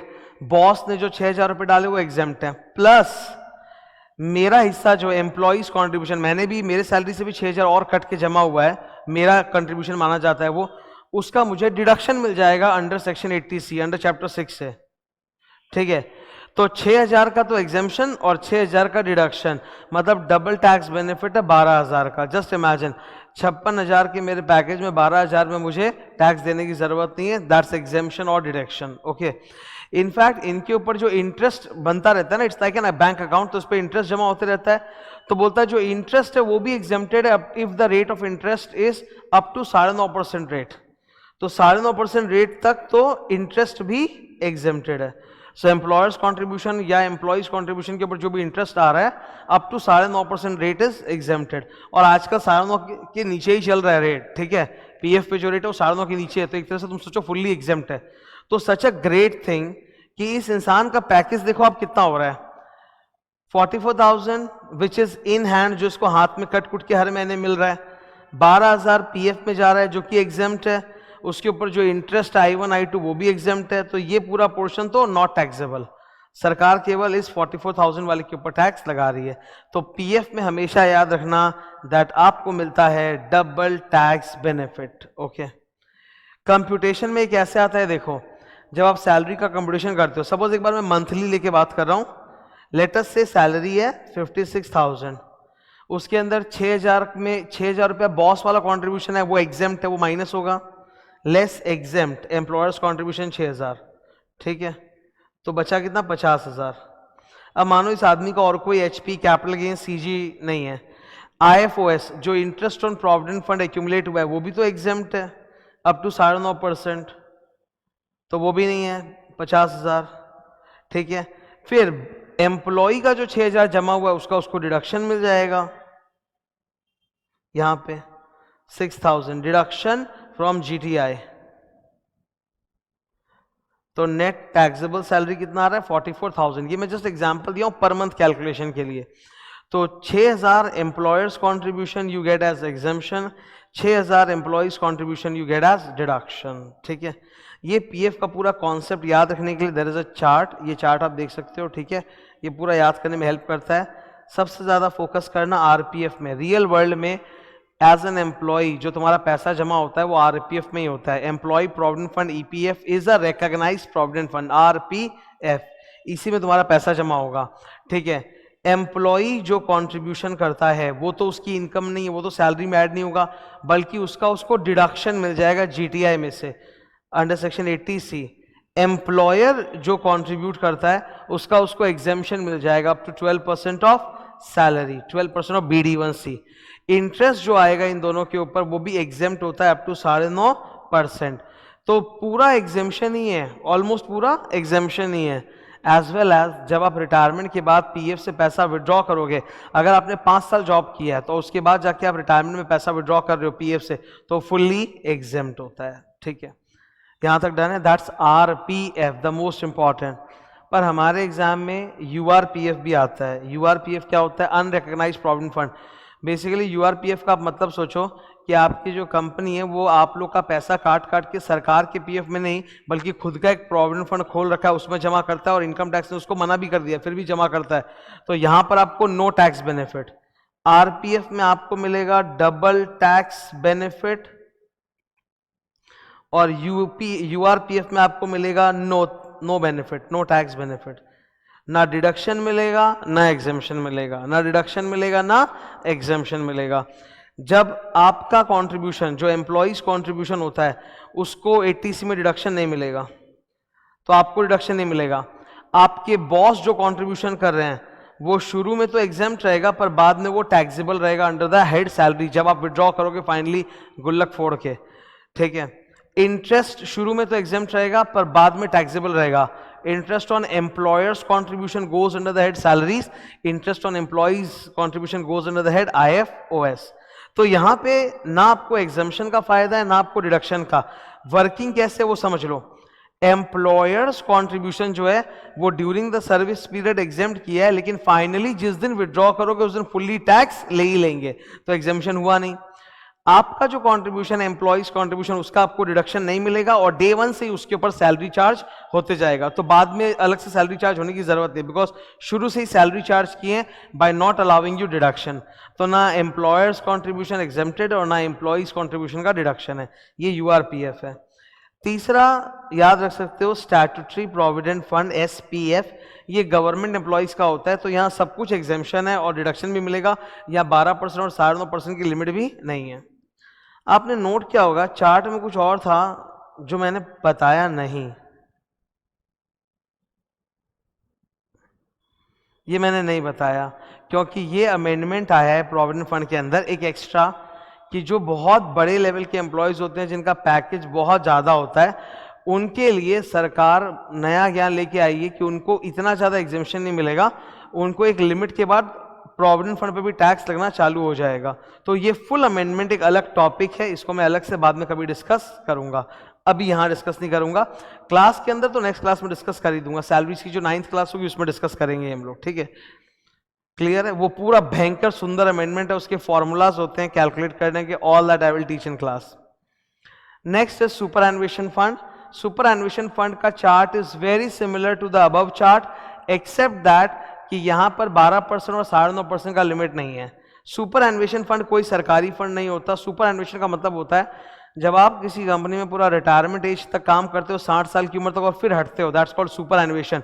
तो वहाँ पे कंपनी अपने एम्प्लॉय को एक्स्ट्रा सुपर एनुएशन बेनिफिट देना चाहती है ताकि बाकी एम्प्लॉयज को भी इंस्पिरेशन मिले और वो कंपनी में एंड तक रुकें। सुपर एनुएशन फंड बॉस का खुद का बनाया हुआ फंड होता है, उसमें अगर इनकम टैक्स डिपार्टमेंट उस फंड को अप्रूव कर देता है then it is called ASF, approved superannuation fund, और नहीं करता है then it is called URSF। इसमें टैक्सेबिलिटी का जो पूरा स्ट्रक्चर एकदम ऊपर से मैच करता है, बस फर्क क्या है यहाँ पे 12% और 9.5% की लिमिट नहीं है। जो एम्प्लॉइज कॉन्ट्रीब्यूशन रहेगा वो तो इनकम होता नहीं उसका, तो वो सैलरी में ऐड नहीं होगा, उल्टा उसका 80C में डिडक्शन मिल जाएगा। एम्प्लॉयर्स का जो कॉन्ट्रीब्यूशन है वो एग्जेम्प्ट रहेगा up to certain limit. Interest जो है वो भी एग्जेम्प्ट रहेगा, फाइनली लास्ट में जब विड्रॉ करोगे तो भी एग्जेम्प्ट है। बाकी सारा जो ज्ञान है 7.5 लाख और रूल 3 भी वो अमेंडमेंट का हिस्सा है। वो मैं अलग से कराऊंगा बाद में। नीचे जो अनरिकग्नाइज सुपरएनुएशन फंड है, नो डिडक्शन नो एग्जम्पशन, वहां पे एम्प्लॉइज कॉन्ट्रीब्यूशन पे कोई डिडक्शन नहीं मिलेगा। एम्प्लॉयर्स कॉन्ट्रीब्यूशन जो है वो शुरू में भले ही एग्जाम्प्ट दिख रहा है, पर जिस दिन आप गुल्लक फोड़ के निकालोगे उस दिन वो पूरा का पूरा टैक्सेबल, उस पर इंटरेस्ट भी टैक्सेबल, एम्प्लॉयज कॉन्ट्रीब्यूशन पे जो इंटरेस्ट है वो भी IFOS में taxable. That was superannuation fund. With this PF and SF, almost all our discussion on salaries come to an end. Now अभी मैं क्या करूंगा, ये जो मैंने 8 छोटे छोटे रिवीजन क्लासेस लिए हैं, 8 क्लासेस के बाद छोटे छोटे रिवीजन क्लासेस लिया है और YouTube में डाला है, इन सब को कंबाइन करके एक फुल सैलरी का रिवीजन वीडियो बनेगा, which will be I think around 2 hours और समथिंग, और वो मैं पुट कर दूंगा फुल सैलरी का रिवीजन, ठीक है। That will help you a lot, क्योंकि अब आगे हम लोग अगली क्लास में सैलरीज का जो 9th क्लास है उसमें हम लोग सम सॉल्विंग करेंगे, अपार्ट फ्रॉम द PF का एक्स्ट्रा फॉर्मूला जो मुझे सिखाना है, ठीक है। तो सम सॉल्विंग में बहुत तुमको काम आएगा, okay. And one more announcement, after 2 days I will start capital gain. Salary हम लोग खत्म होगा and then I will start a very big head call capital gains. Capital gains भी बहुत इंपॉर्टेंट है, उसमें काफी नई नई चीजें आए हैं, अमेंडमेंट आए हैं। और कैपिटल गेन्स क्या होता है, स्टूडेंट का कमजोर हो जाता है। कमजोर किससे होता है, बिकॉज यूजुअली वो PGBP के बाद पढ़ाया जाता है, ठीक है। तो PGBP में हिम्मत टूट जाती है तो कैपिटल गेन को भी अब्सॉर्ब नहीं कर पाते। तो कैपिटल गेन हमको बहुत अच्छे से पढ़ना है, बहुत जबरदस्त हेड है वो, ठीक है। ओके, क्लोज करता हूँ आज का रिविजन सेशन। Thank you.